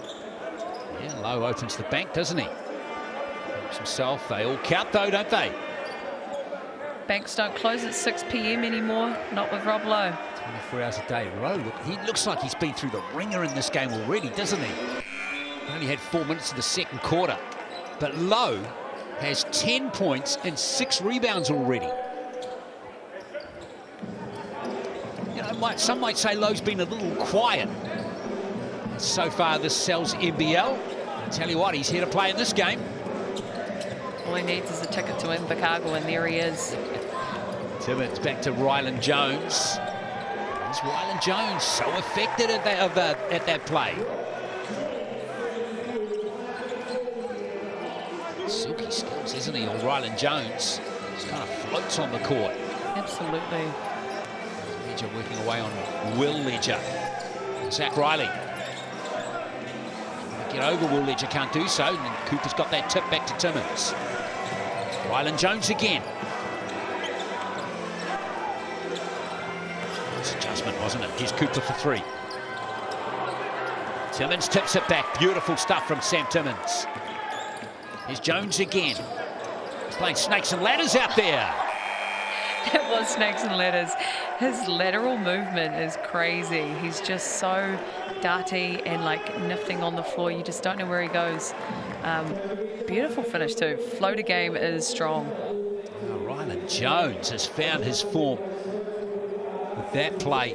And it's a 4-point game as Coach Glidden didn't like the momentum coming into Southland's play. So it's a timeout. Chance for us to get that large cup of pepperoni pizza. Us? You? We can't eat at the moment. $35. There's that QR code. Scan that. That offer's valid until next Wednesday. Rylan Jones dominating at the moment. He's up to 9 points all of a sudden, Kayla, and he is 1 behind Lowe. Yeah, he was a very high-level Division 1 point guard. And it's quite funny because you see him on the court and he looks relatively shorter. I'm not calling him short, but he is shorter than a lot of the other players. 6 foot, which that's, you know, your average height, that's still tall, but he just, like, if you're a D1 point guard on the men's side and you're 6 foot, you're very efficient. And that's something about him and also Dilling. Their assist to turnover ratio is phenomenal. They throw out so many assists. I believe Dilling's assist to turnover ratio is about 6.5 to 1, I believe. I do need to check that, but that is such a key indicator that both of those guards are very efficient. And efficiency is one of the most, I guess, desirable attributes of a point guard. Do you find the right people at the right time and do not turn the ball over much? Yeah, it's ideal, isn't it? And they're both out there to continue this game. It's 32-28. Tuatara. So important to back up off timeouts. Come out strong. Authoritative play. That's what Coach Glidden wants from his team right here. As Johnson returns to the fold. Dilling. Not a stop. Tuatara finding it hard to score in this quarter. They've only scored 6 points so far. Timmins. Inga. There's Cooper again. Take the long ranger here again to Kaha Cooper. And to Timmins it goes. Inga, nice hands, but the shot clock is now under pressure. Inga! Tipped back by Timmins, almost into the hands there of Will Ledger. Rebounds are absolute gold in this game, aren't they? Feels like it. Feels like every play is meaning something. One it. Josh Ledger, rather. Here's Dilling. For the foul there, and Dilling. Oh, no way. How did that go in? Oh, that was beautiful little finger roll. I don't even know if he was looking at the basket. I feel like he was facing the sideline, but once again, experienced players just know where the rim is. This replay should show it really well. Amazing. From Josh Dilling. Point play from the Chemist Warehouse strike is successful. Just when you think the Sharks might kick clear a little bit, Kayla, back come the Tuatara with some big play like that. Every time I look at the score, it's either tied or there's like 1 or 2 points in it. It's like deja vu. It's like I've been here before. Exactly. Oh, here we go. Offensive foul. And has that gone on Sam Timmins, it has. Third foul for him, third personal, so that's risky territory for Timmins. You might want to lose him. It might only be his second. Get that clarified in just a moment as we see Johnson go for 3. Good work from Will Ledger. Just got it in the time from his bro. And here's Ryland Jones, just strolls away. He's so clinical. I think he took about 3 to 4 dribbles to get the whole way down the court. What's happened there? Enjoy the replay from Ryland Jones. Okay, that was 6 dribbles, but Who was counting? who was counting? You know? Looks like another timeout on the floor has been called. By John Yim this time. Wants to have a corridor with his players. So, interesting time in the game again with Rob Lowe, the leading scorer for the Tuatara at the moment with 10 points. And it is just 2 fouls, rather, by the way, folks, on Sam Timmins. But Asbury is on 3 fouls now. Wow, that is a big call. A big management there for Southland. But you know what, though? Ryland Jones, ever since Asbury's got into that little bit of foul trouble, Jones has stepped up and filled the gap, hasn't he? That's the thing about good teams, is if someone is just not scoring as much or doing as much in that avenue, you've got 2 to 3 other options of people that can just step up actually more. Wow, what a cool hat. I was going to say baby shark, but... Which one? Both of them are great. That's really cool. I really wish I was wearing a hat like that right now. You are. Oh, wow. And the glasses. Yeah, Got some printouts on the chest too. Exactly. Love the enthusiasm from those fans. We're not doing enough, Glenn.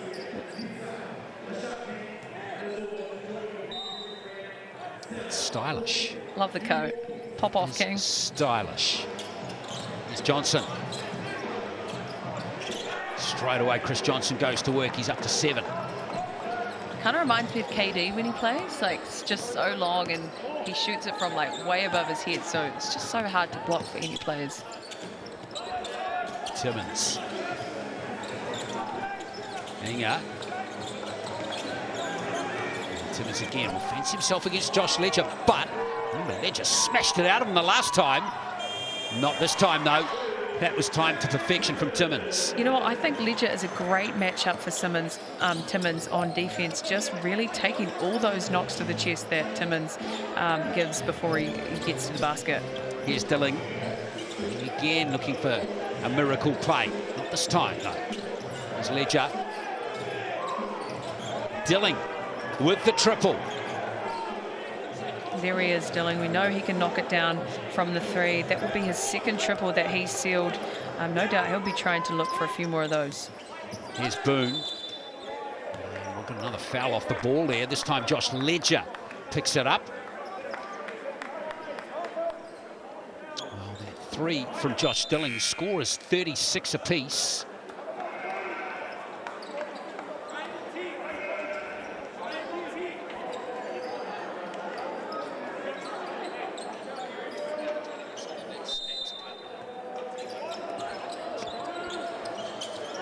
Here's Jones. Ryland Jones, around he goes again. One in, well defended that time, Timmins.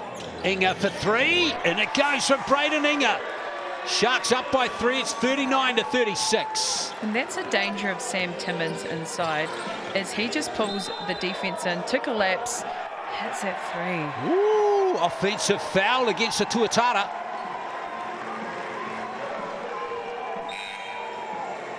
I think what we've seen is the impact of playing at the Shark Tank. Such a good crowd does Invercargill have, as we were talking earlier, Glenn. When there's smaller, more rural communities, you know, sport is that thing where what else do you have to do in the evening? And, you know, there's plenty of crowd here. Especially on a Thursday night. And here's Boone. Here goes Timmins for 3. Oh, Sam Timmins! It's the Sharks by 6. biggest lead of the ball game now. I really just love seeing a 6'11" basketball player just like, yep, let's just shoot this three. He nails it. Great stuff from Timmins. Timmins is up to 12 points, and now here goes Keelan Boone. Lovely adjustment from Boone. And that forces Cam Glidden into timeout mode. Sharks explode in the last 90 seconds. Really just got onto a great roll here, Sharks. Tuatara really struggling, I think, one with the crowd and the intensity. Really, Sharks are making them play on the back foot, but a stat that I've noticed as well is the rebound count. Sharks doing a great job at boxing out your likes of Lowe and Johnson and Tommy V. So they're not getting their second chance shots on offense, Glenn. Absolutely, and wow, what a little run here for the Sharks. Felt like just a minute ago it was tied up at 36 apiece. Now we have a big scoreline against the Auckland Tuatara, 8-point game. So it's an 8-0 run for the Sharks. And it's just based on the back of some outstanding perimeter shooting from Sam Timmins and Keelan Boone. And Braden Inger, of course, with that three as well. Inger's been relatively quiet. He's only had 3 attempts in the game, but he can score too. Don't worry about that. The challenge with having such a three-point perimeter presence is defense help side. You don't know whether to fully pack into the key or whether you can just gaps it, but they've got a few threes just because of that. 3-point shooting is good from the Sharks now. 33%, 3 from 9 in the game. All of them coming in pretty quick succession there. 2 of them anyway. Here goes Lowe trying to work on Timmins. Johnson. There's a nice little mid-range jumper from Chris Johnson. That stops that 8-0 run. Exactly what the Tuatara needed. Here's Cooper inside the last minute of the first half. Here's Boone and Lowe. Something has happened there. And I think what's happened there is a collision of forces for Lowe and Timmins.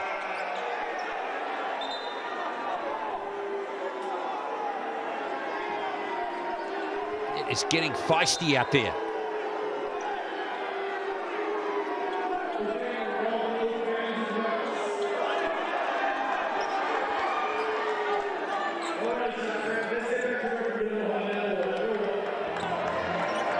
Lowe still trying to make his point.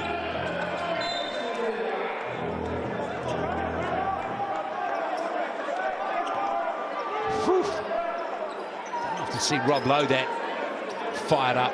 Kayla. Absolutely, we can hear a bit from the crowd. There's a lot going on.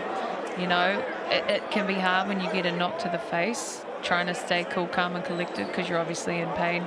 But yeah, definitely, it's a fight out here, Glenn.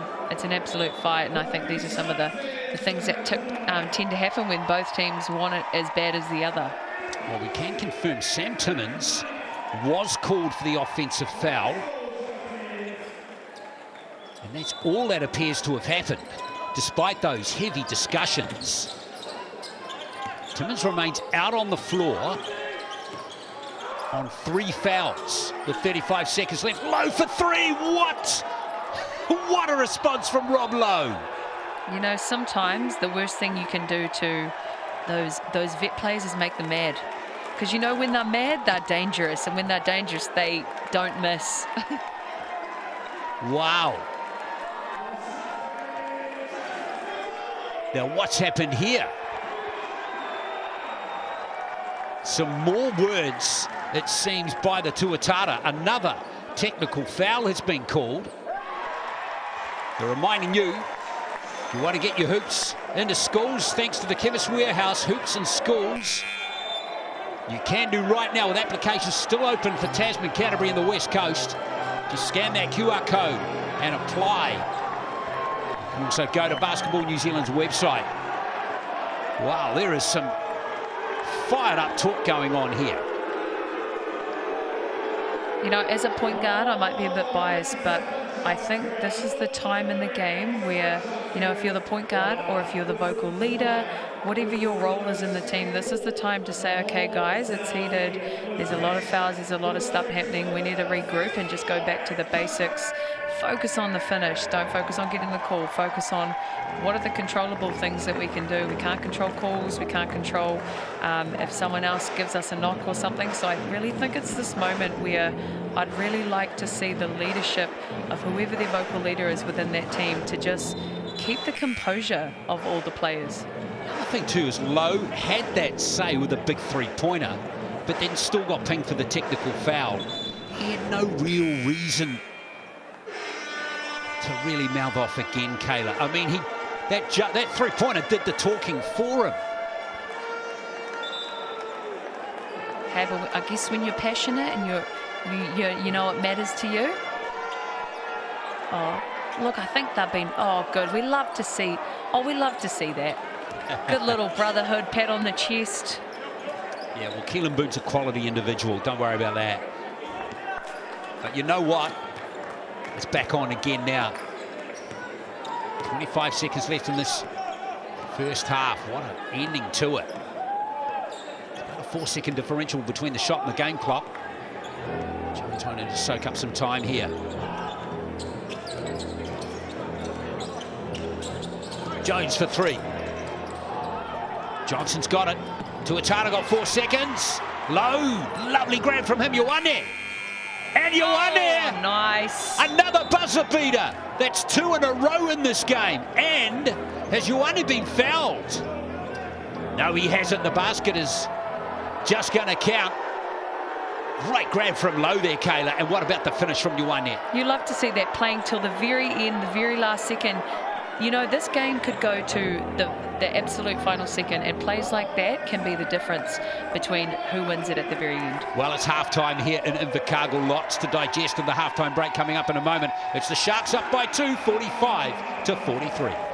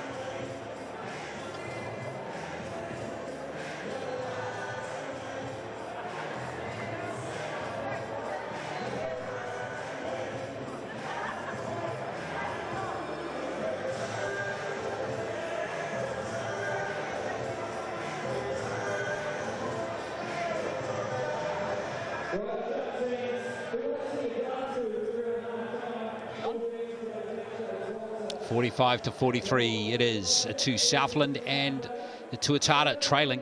What a game here in Invercargill. Plenty to talk about at half-time. 2 technical fouls on the Tuatara in the first half. One on Cam Glidden, another on Rob Lowe, whose numbers are outstanding in this game. He is going to feature very strongly in these Chemist Warehouse stats. There he is, the top scorer in the game at the moment with 13 points. Great game too from Sam Timmins, although he is in a little foul trouble, which we'll get on in just a moment. But Johnson going well, Dilling going well, all of the key players that you'd expect in the Tuatara and the Sharks shining in this game. Lowe with 7 rebounds to go along with his 13 points already, and Timmins not far behind with 5. Johnson too, the Twin Towers having a big impact defensively for the Tuatara. Pretty even on the assist front. In fact, it's dead even, isn't it? Look at that. Lovely synergy between the two teams. Well, a couple of blocks there too to Ledger. That one was a memorable one on Sam Timmins. And, well, the Sharks out-stealing the Tuatara at the moment as well. But, well, 2 big players for the Sharks are on 3 fouls, and that's Asbury and Timmins. So that's going to be worth keeping an eye on heading into the second half. Can those 2 key players stay out of foul trouble in the second half for the Sharks? No one on 3 fouls. In fact, Vodanovic has picked up 3 fouls in the first half. Just going down the stat sheet here, Riley and Lowe are on 2 each. So it's been tight. The Sharks were up at 8 at one stage, but the Tuatara have come back nicely. 2 buzzer beaters at the end of the first and the second. Can they continue that heading into the third? We're going to find out shortly, with the Sharks up by 2 here in Invercargill.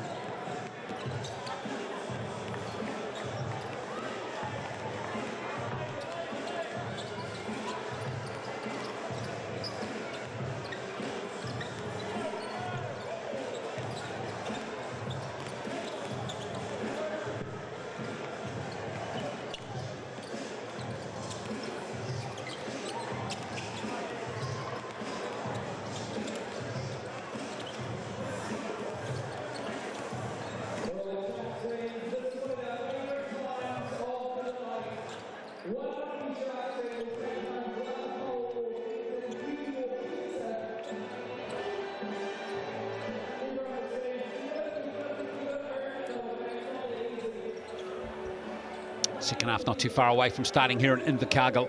We hope you're enjoying the NZNBL game here between the Tuatara and the Sharks, and there's really nothing in it heading into the second half with both teams in excellent form. Remember, the Sharks have won 4 in a row. Tuatara won 4 of their last 5. They're both in the top 3 of the NZNBL. And this game has delivered everything that we were expecting it to be. And boy, we're in for a treat in the second half, Kayla. It's going to be a terrific contest. And I tell you what, this won't be the only really intriguing game coming over the next little while. The Jets going into that one against the Phi off the back of a good win last night, but a tight turnaround for them. Saints been a bit mixed so far. They make a trip to Hawara to play the Airs on Saturday afternoon, and then the Nuggets, after winning their first 4 games, can they get back on the winning path against the Tuatara on Saturday evening? And then what about the Rams Sharks game? Those last 2 games, boy, rippers. 2 very strong sides, and a little shout out there. Saints Airs game being played in Hawera, my hometown. So if you're from Hawera, make sure you guys head out there. It's really cool that these kind of level of games can be showcased in the smaller centres around Taranaki and other places in the Motu as well. Absolutely. So 4 excellent games coming up over the next, 3 days. Starting with that Phi Jets game tomorrow. But in this game here, Kayla, I mean, I'm sitting here trying to think what's going to happen. And I'm not willing to make a prediction at all. And it's going to make it a fun second half. The whole first half has been only a couple points in it the whole game. It's been neck and neck, every possession. Both teams have been getting after it. A key stat that I want to point out is the turnover count. Tuatara have 8 as a team, and the Sharks only have 4. So that's a pivotal stat there. You know, 5. Oh, actually, no, terrible math there. 4. Pretty good though.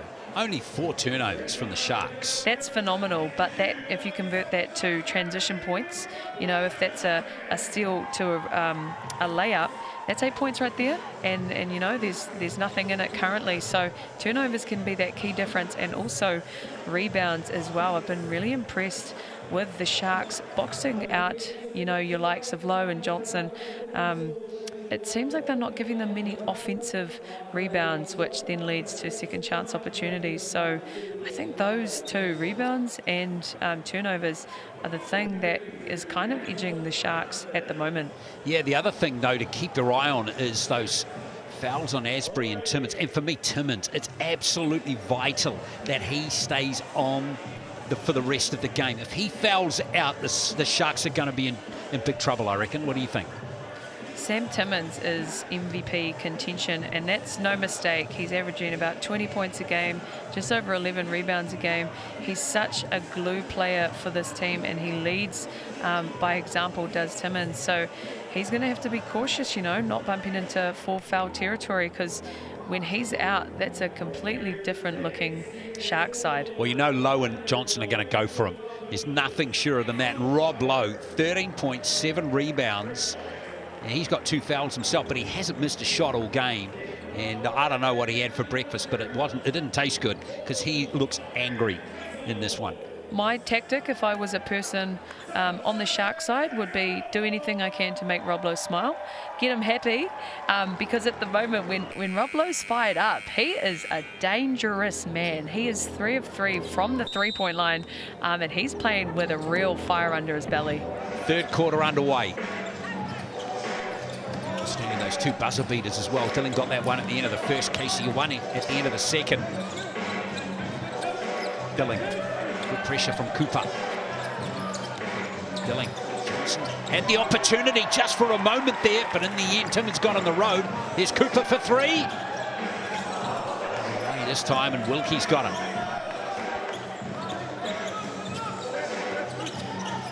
Riley over to Lowe. Dylan Wilkie, haven't seen him shoot the ball in the game just yet. Really his style of game. Now Lowe, can he continue that 100% record from the 3-point line? There's your answer. Good kick out there from Riley. Sharks doing a great job. Guards climbing over every screen, making it so difficult for the point guard from Tuatara to get any clean looks. Asbury. Cooper again working off Timmins. back into Sam Timmins. Tough one there. Couldn't lost his balance completely, and looks like Rob Lowe's picked up a foul early in the third.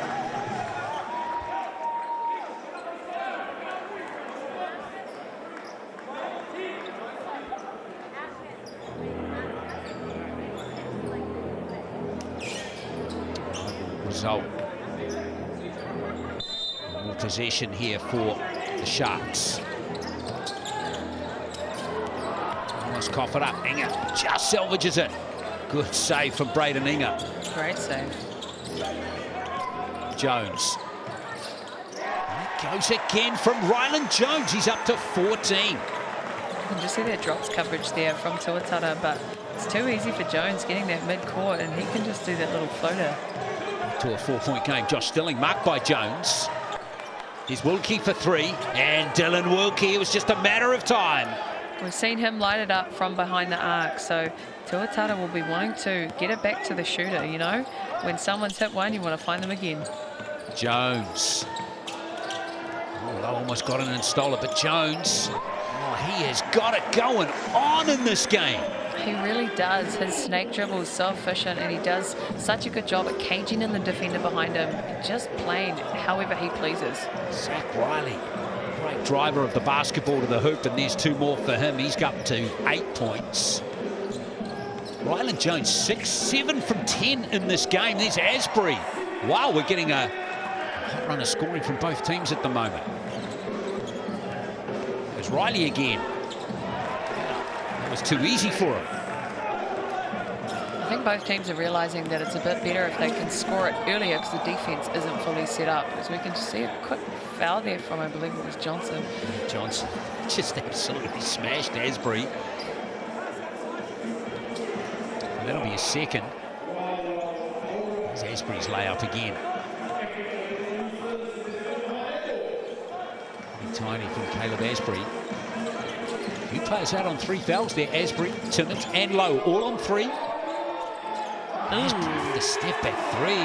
Oh. We both did like a stanky face just then. that was dirty. That's what that was. 12 points for Asbury. Back to a 6-point game. Lowe for 3. And hello, we've got some action off the ball there. Who's that foul going on? It's gone on Dylan Wilkie. Fantastic work from Cooper there. Boxing out. Boxing out is another one of those skills that doesn't always show up on a stat sheet. All he did was held his man and then drew the foul. John Young should be pretty content with how his team's handling the pressure in this game. Ooh. Here's another one. That was like deja vu. It was the same defender, same offensive player of Asbury, and the same snatchback, 3-point, man. Tough. The Sharks starting to take control now. But Wilkie comes straight back. He's got that beautiful outside shot. Love that read from Riley. He's the top scorer in his team, but he made the extra pass to Wilkie in the corner, who's currently got the hot hand. And, you know, that was a good read. Selfless basketball. Wilkie up to 6 with back-to-back threes for him. Ryland Jones, speaking of players who are hot at the moment. Great ball handling from Ryland Jones. Man, it's got to be a highlight reel. Put that as a highlight reel for sure, because that spin was crazy. Oh, what he stopped on. Oh, hello. Some more action, Braden Inga. Concede the foul. Yeah, that layup from Ryland Jones just now. It's one of the best baskets of the game.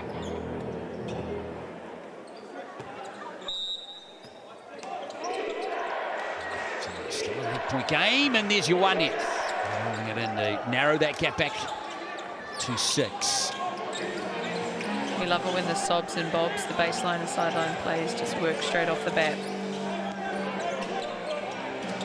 Tuatara won't want this lead to get into double digits. They had a double-digit lead in the game as Jones goes from way outside, and it's 3 shots at the Chemist Warehouse stripe for Ryland Jones, whose impact on this game is just growing with every second. He's really showing his experience And he got his feet under himself so quickly. I feel like he had his feet set way before he even got the catch, which made it good for him to just get a clean look. 3 free throws ahead for Jones, who's having what's been a phenomenal game. Yeah, but quiet to get started, wasn't he? But he has really moved forward nicely. Season high for him of 25 against the Ears. That was last week. He's up to 19 with that one from the Chemist Warehouse stripe. So he could have cracked 20 here with still 5:49 left in the third.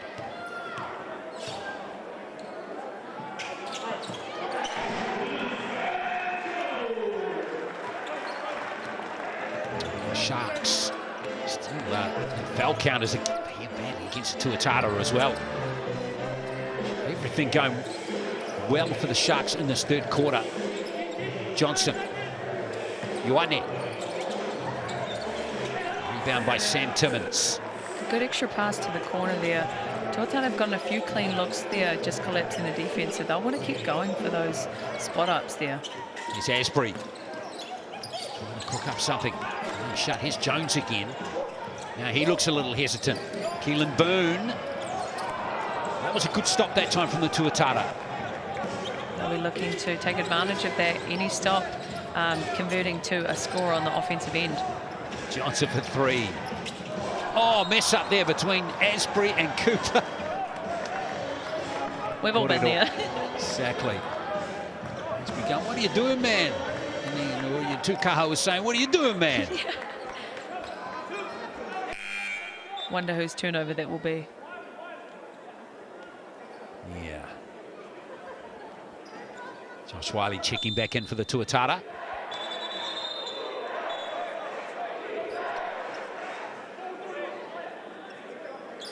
Timmins and Asbury continue to play with 3 fouls. Love the faith put in them by John Yim, the coach. Here's Wilkie. Bogdanovic, speaking of a player out here on 3 fouls. Here's Wiley. What happened there? Off the ball foul against the Sharks, have we? What's the ref going to do here?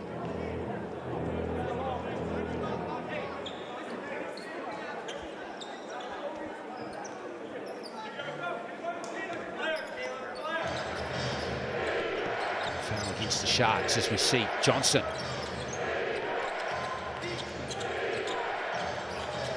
Wiley back to Bogdanovic. Nice into Johnson. Ooh, that was a nice, classy finish from Chris Johnson. He's up to 11. A nice pick and roll action there. I think they'll be trying to look for a few more, actually hitting the roller with the size of Lowe and Johnson inside. That's a great look for them. Timmins Gets to roll off the rim for 2 more. Sam Timmins, he's up to 14. Preserves this 8-point lead. Switching between 6 and 8 for a while now, Kayla. You know, it's been such a game of momentums, has this one. But Sharks just doing so well. If the Tuatara score, they're making sure that they respond to even out all scores. And, yep, very much a game of possessions. Casey Ioane. Josh Wiley. Bogdanovic for 3. Over Boone. And in it goes from Tommy V. Nice shot there from Tommy V. Tall black vet. Knows that he can knock it from the outside. We've seen him light it up in games too, so pretty sure he'll be ready to go now that he sunk that one. Here's Asbury. Timmins tips it back. Now, we've seen that play from Timmins on more than one occasion. This time the Sharks don't capitalise, but they might get another chance here. Asbury. Here's Jones for 3. Timmins! Oh. Well, he starts it and he finishes it. Great work. Such a blue-collar worker as Timmins. He'll just do whatever his team needs to do. Little miss, he's there. He's going for it, and he never gives up. Fantastic 2 points from Sam Timmins. Riley, he's astray. Cam Glidden might need to call a timeout. Momentum's building here, and Boone puts in 3 more. Wow, what a burst of scoring from the Sharks. Vidanovic. It's a nice response from Tommy V. And back to 8. Exciting play from the Sharks though, wow. That lead of 10 was the biggest of the game just a moment ago. Yeah, they're a team of runs is the Sharks. As they've extended that lead to 11 points, Glenn, they're on an absolute roll. And Tuatara just aren't able to find their form in offense. They're taking pretty quick shots or whatever ones are coming to them. But, yeah, Sharks are just not making it easy here in the Shark Tank. Here goes Johnson.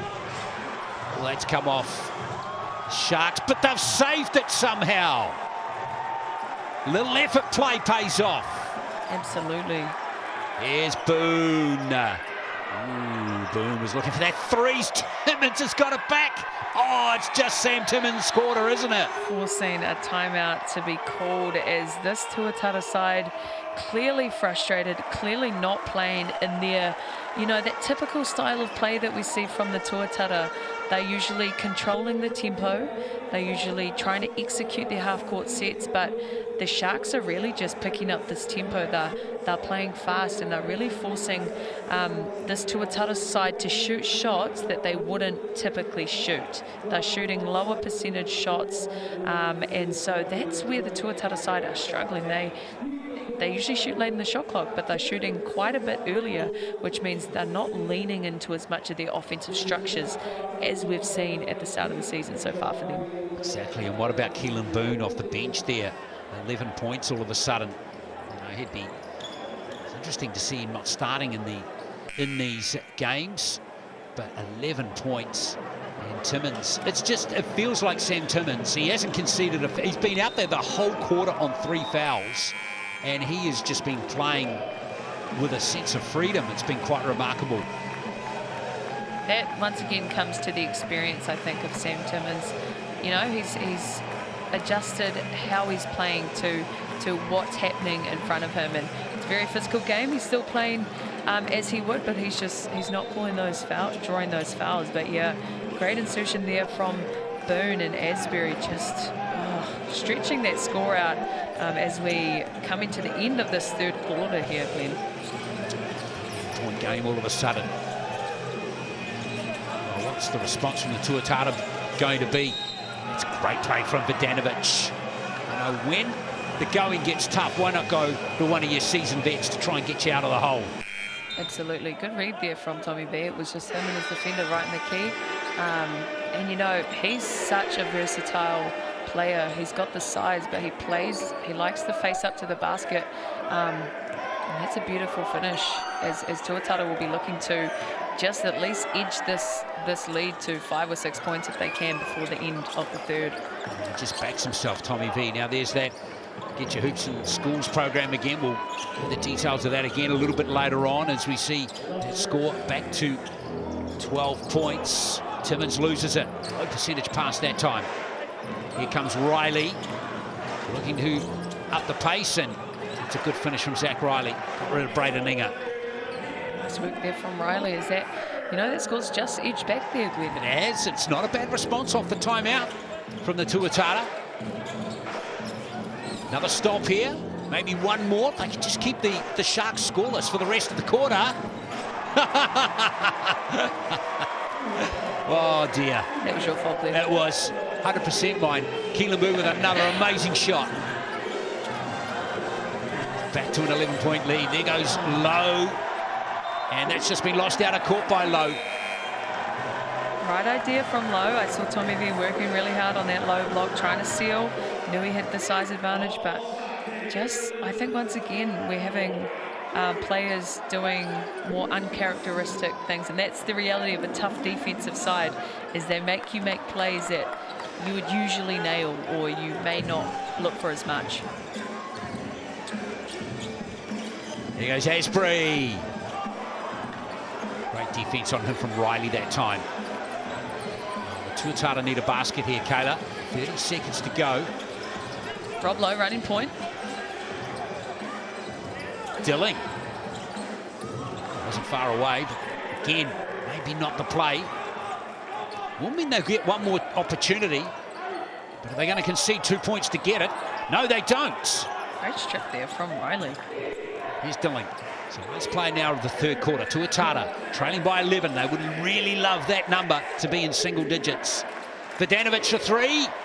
Oh, Nice what a shot. look. Well, Tommy V. big buckets from him at the end of the third. And it's going to be an 8-point game. Still a big margin for the Sharks heading into the fourth. But Tom Vidanovic take a bow. That three-point play a moment ago. Now that three-pointer has given the Tuatara a sniff. Heading into the fourth here in Invercargill. It's 76-68.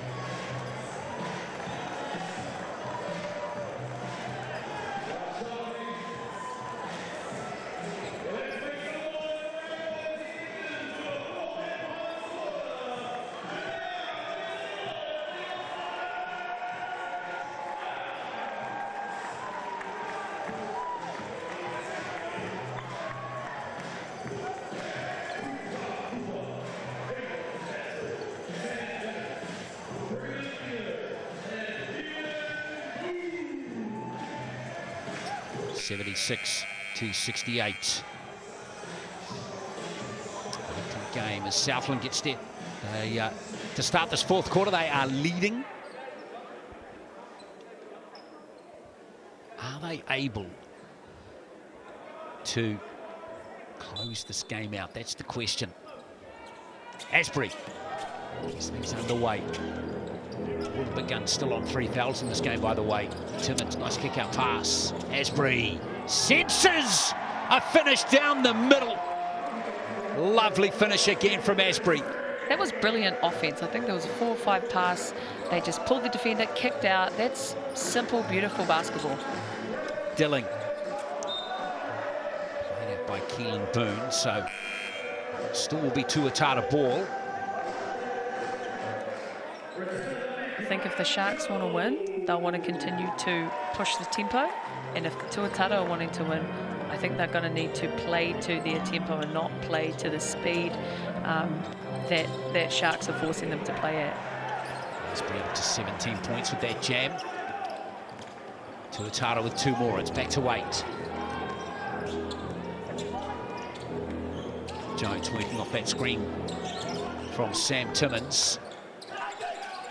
Boone from outside again. Looked good off the hand, didn't it? Boy, those rebounds are... There's a big contest for those rebounds as Riley. There's a foul with Zach Riley going to the Chemist Warehouse stripe for 2 here. I feel like getting a rebound is like grabbing the Quidditch ball. It's just like you want it. And the way that Rob Lowe caught that and did the whole chin and check, that's what you learn in mini ball days, is when you get the rebound, you chin it, you check it, your elbows are wide, and that's just showing, you know, he wants to grab that, he wants to pull that in. Hoops and Schools program is open for you in Tasman, Canterbury and West Coast. Just scan that QR code, fill out all your details and sign up for what is a fantastic initiative. And remember, every free throw made from the Chemist Warehouse stripe goes to the Hoops and Schools program with thanks to the Chemist Warehouse. Back to 7 with that free throw from Riley. Boone looking for space, Riley marking him. No good there from Zach Riley, and there's a little foul again from Boone. Not much contact there on him, Kayla, but it's Boone's third foul. Smart play from Riley, though. He knew the defense was kind of jumping.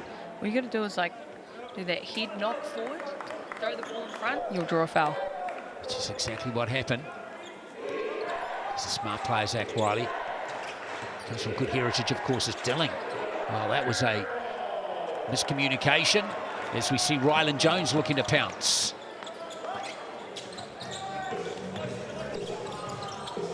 So tightly by Riley.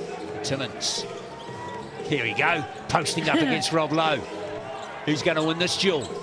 Oh, it was no contest. I think Sam Timmins was just looking at where the block was on the floor and then was like, okay, well, I know where the basket is. We'll just throw it off the bank. Feels like Timmins might be getting the better of Lowe in this game. What do you reckon? Timmins is such a physical player. Every time he catches it to do a little post up, he's knocking the chest of the defender at least 3 or 4 times. So that really becomes a battle of endurance. Jones doesn't get the roll off the rim, but oh, hang on, we got a 2-pointer there. Goaltend, I believe. Yeah, that's an interesting call.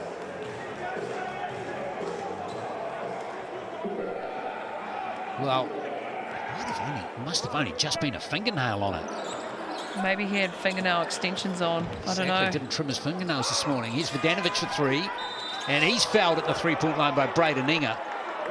Okay, I'm glad that was just a foul because I did see Tommy V land and it looked like it could have potentially been something, but thank goodness it was no injury. But he will go to the free throw line, I believe. Yes, indeed. Vodanovic going to the free throw line for 3 here. Chemist Warehouse stripe. Now, I just posed that question before. Who's getting the better of this game? Sam Timmins or Rob Lowe? Let's give you the numbers. Timmins with 20 points, 12 rebounds, so he's got a double-double, and 2 assists. Rob Lowe, 13 points, 9 rebounds, and 2 assists as well. Lowe, I want to say, got all those points in the first half, didn't he? Just about, didn't he? Don't think he scored in the second, has he? I don't think so. I know he went on that bit of a shooting spree with the 3-pointers for a bit there, but has had quite a quiet third quarter in the start of this fourth. Vodanovic, he is stepping up really well in this game. 16 points off the bench, 5 rebounds, and he's come up with some big plays at critical times. Here's Jones. Now Boone again. And then it goes again from Keelan Boone. The lost art of the mid-range jump shot. I'm an advocate for the mid-range jump shot. Boone's doing a great job at just making the defense, punishing them. Rob Lowe out of nowhere.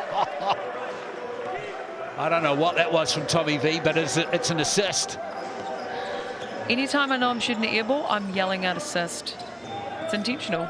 % finished off by Lowe. Now there's action off the ball here.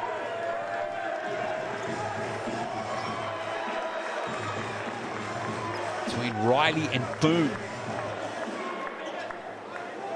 And that decision is a discussion point for Cam Glidden. A positive, we are seeing Tuatara, they're huddling a bit more, which when it was all getting very heated at the start, we didn't see a whole lot of huddling, so they're coming together. They're a very strong side, and they'll be making sure that they're playing composed, because when the Tuatara are a composed side, they execute and they play really good basketball. Vodanovic out of the game after that incident. Now we have Rylan Jones. Oh, he's so clinical. I love how he kept his dribble alive.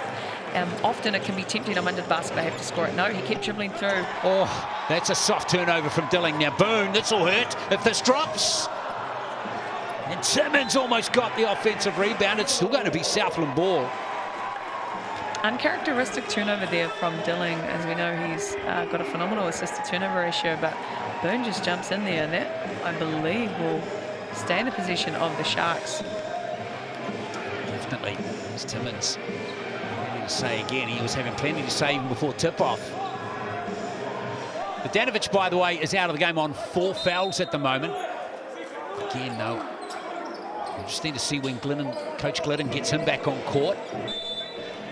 Wouldn't be mucking around, wasting time on Tom Bogdanovic on the bench for too much longer.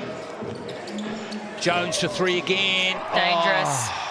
27 points. Season's high score for him now. Mr. Jones. I can see why you wanted to sing to Kaha happy birthday. And there is a great play from Josh Dilling. So what we like to see as a point guard is a playmaker for your team, knowing when, okay, they've gone on another run, we need to respond quickly. He typically likes to run his team through an offense, but he knew they needed a quick score, and that's exactly what he got. And he's to the free throw line. Exactly, three-point play important here. Tuatara feels like they're expending a lot of effort, though, Kayla, for not much return on the scoreboard. I think the physicality of the Sharks is getting to this Tuatara side. They are so aggressive, and they just make teams play on the back foot. Jones, here's Asbury. Tight marking by Zach Riley. Oh, stop it, Caleb Asbury. That's just not fair. It's not fair, but you know what? When life's not fair. Basket from Asbury. Here goes a turnover. Well, Southland with 5.5 to play, getting themselves into a very powerful position again. Sam Timmins. Jones. That's a deliberate play to Timmins, that one. Timmins, your mother would be very proud of you. He's so good. He actually slipped early on that pick and roll because he knew that the lane was open. He didn't get the ball, but he got the rebound and another conversion. Johnson tries to tip it back, and that can't hit the number there from the Tuatara.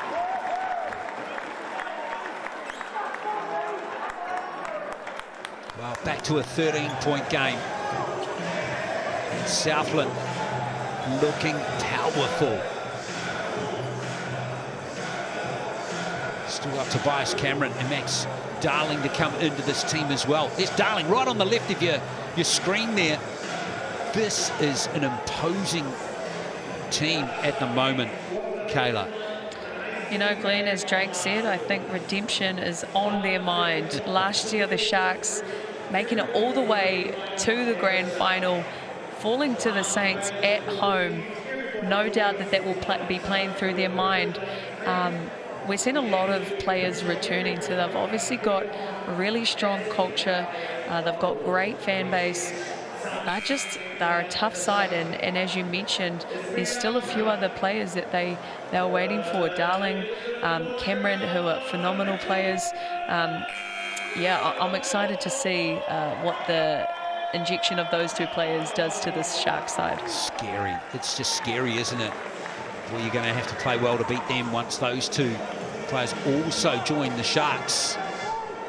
But the Sharks, looks like they're going to wrap up, go on a 5-0 run even without them, Kayla. So this guy, he's done a great job. John Yim, come all the way up from the USA. Got some experience in the G League with teams like the Clippers, the Lakers, the Hornets. He's got a lot of experience behind him at a very good level in America. Here he is moving to New Zealand. You can tell he has really good rapport with his players too. Brilliant job. Let's see what the Sharks can do. What's happening at the moment is what happened to them. The Tuatara put on them in the last quarter in the earlier meeting between these two about a month ago this season. Here's Wilkie. In fact, that's Dilling. And he gets 2 more, Josh Dilling. 15 points for him. I feel like that's been a really quiet 15 for Dilling, just chipping away.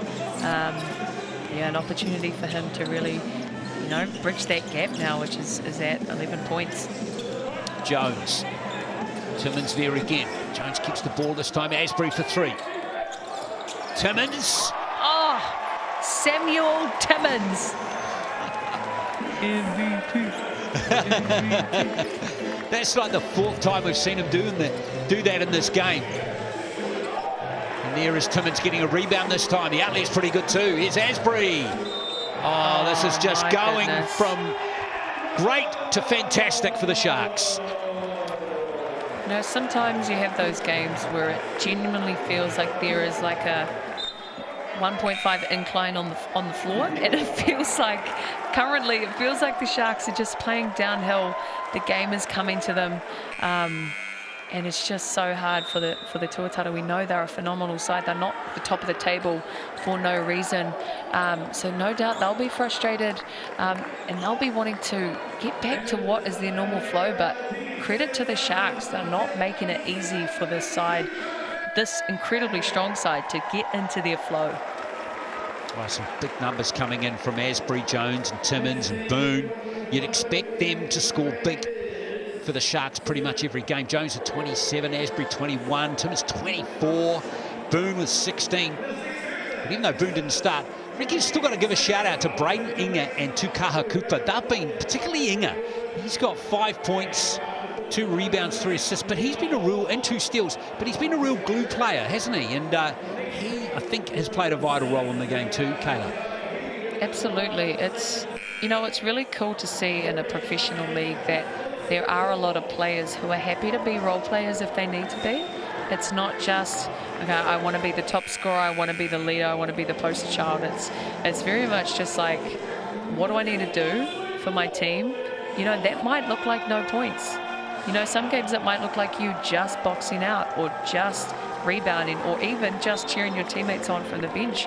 You know, whatever that looks like, that to me makes a really good team, is that selfless basketball and players being happy to just step in. You know, Boone, he was happy to come off the bench as 6th man, and he's been an incredible piece for this Shark side.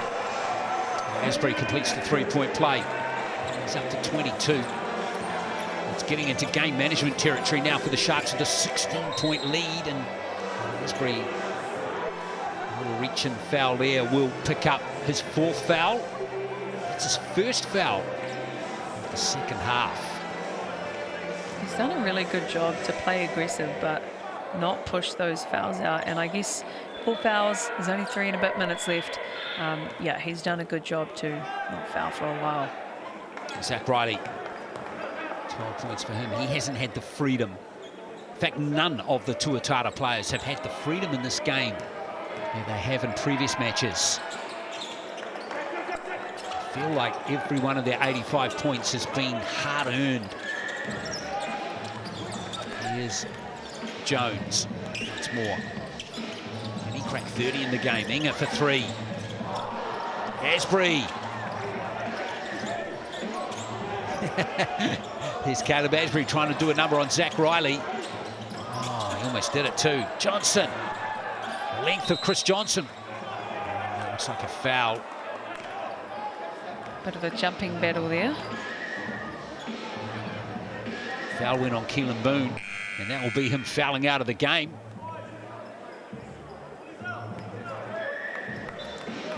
I think something that we're going to see develop as the, you know, more games are played is that scout will be done even more. And you know, early on in the season, you don't really know what teams do, what are their tendencies, but the more games are played, the more tendencies over time, and the more scout becomes an even more critical component of the game. Yes, indeed, it's going to be fascinating to see what teams attempt to do to rattle Southland. But Boone fouls out, by the way, with 16 points and 4 rebounds and 2 steals in this game. Still a pretty good return from him. Here's Asbury. Yeah, almost too easy there for Caleb Asbury. I feel like they blinked, he was at the half court, and then it blinked again and he was at the rim, like just so fast.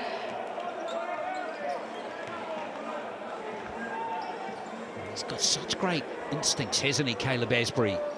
When to drive, Kayla, as well. Absolutely.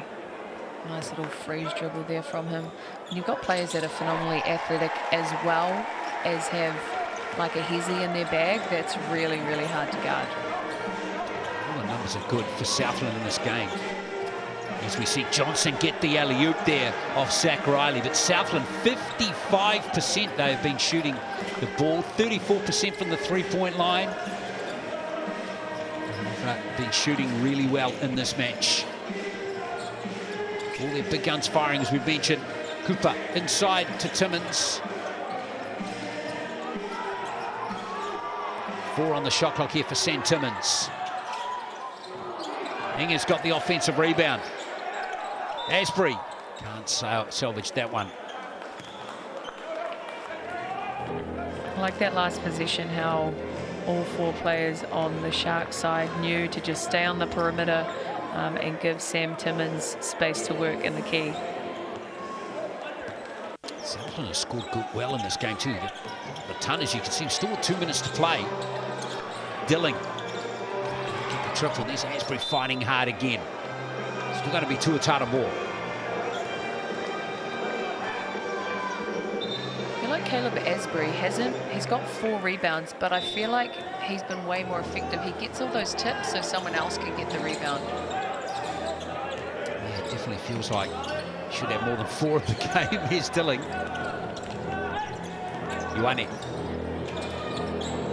Johnson did touch the... Oh, it's gone out of court though.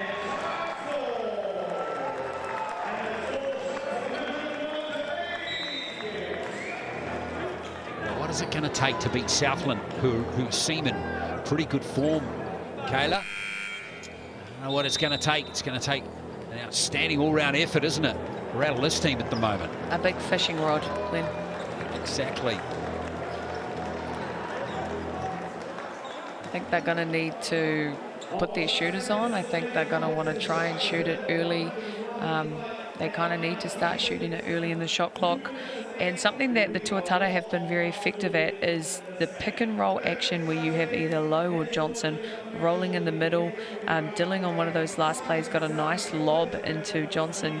And that's something that's key. When Timmins gets dragged, they had a hedge and recover defense. When Timmins gets dragged out to the 3, it's really pivotal that they expose the defense and they try and hit those big men inside. I think that is effective for them.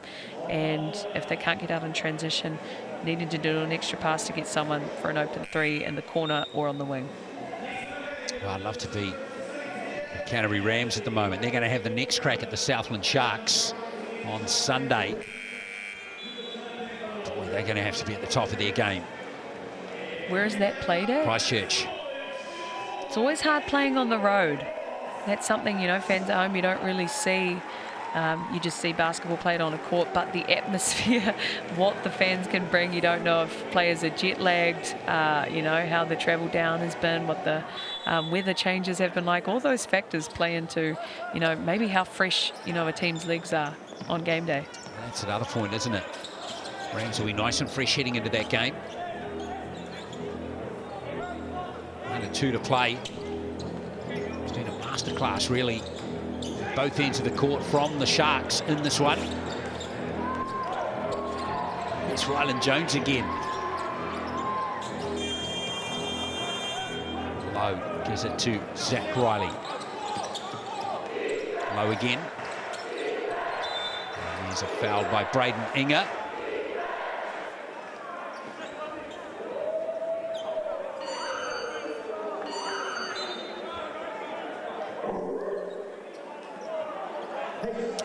To 4 fouls. Rob Lowe.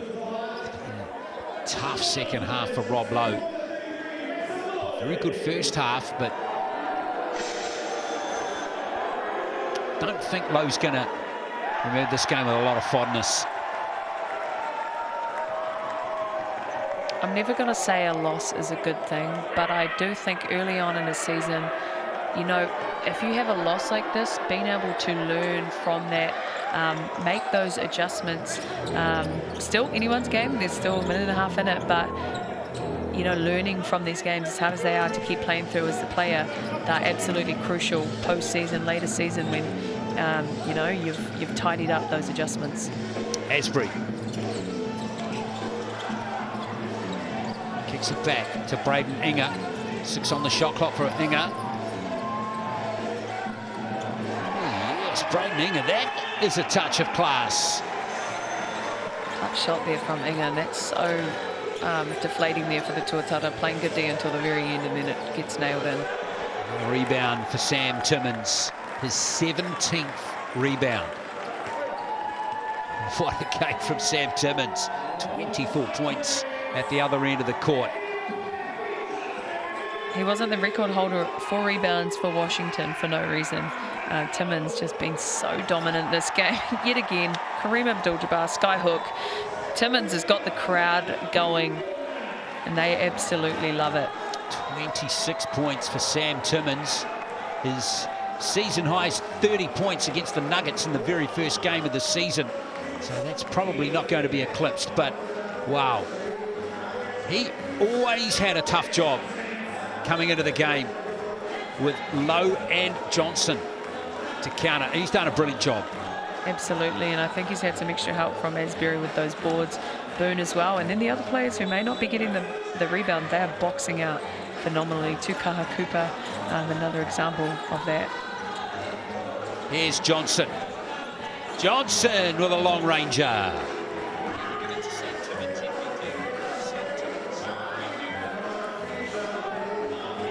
Here is Cooper. 30 seconds left in this game. There's a lovely vibe here in Southland as we see Inga go for three more, and why not? Why not, Glenn? Why not? Points matter. Points matter. Every single bucket counts. Dilling. That's why he continues to drive hard to the basket in these final seconds. You never know if a countback's going to come into play at the end of the season. Cooper. Timmins. Asbury. Two more for Caleb Asbury, and it's a three-point play. Fairy tale game really for the Sharks. They've done everything well. They've really stuck to their style of play, fast tempo, speeding up whoever's coming to their home court, and they've got the crowd on their feet. They're absolutely loving it. Yeah, they'll all be back for the next game. You watch all those seats be taken as the season goes on here in Southland. Here is Asbury completing the three-point play. 28 points for Caleb Asbury, leading scorer in the game.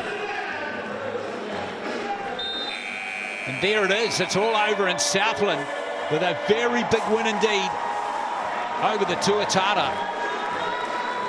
Remember, the Tuatara came into this at the top of the table and had won 4 of their last 5, but Southland go to 5 straight victories with a dominant win, 109-94 here in Invercargill. In fact, 111-94 was the full-time score, and there is your MVP, Sam Timmins. 26 points, 17 rebounds, 3 assists, and didn't concede a foul in the second half. And he got the better of the Twin Towers, Chris Johnson and Rob Lowe. Massive game there from Sam Timmins. It's really cool. Sam and I played back in the day, so it's really cool to see players like Sam still playing. You know, he's now a vet. I would call him pretty much vet status now, so really cool to see him just being such a dominant force, not only in this team but this whole league. But massive shout out to the Sharks side. Such a good game from them, and also to the Tuatara team, who will no doubt regroup after this game.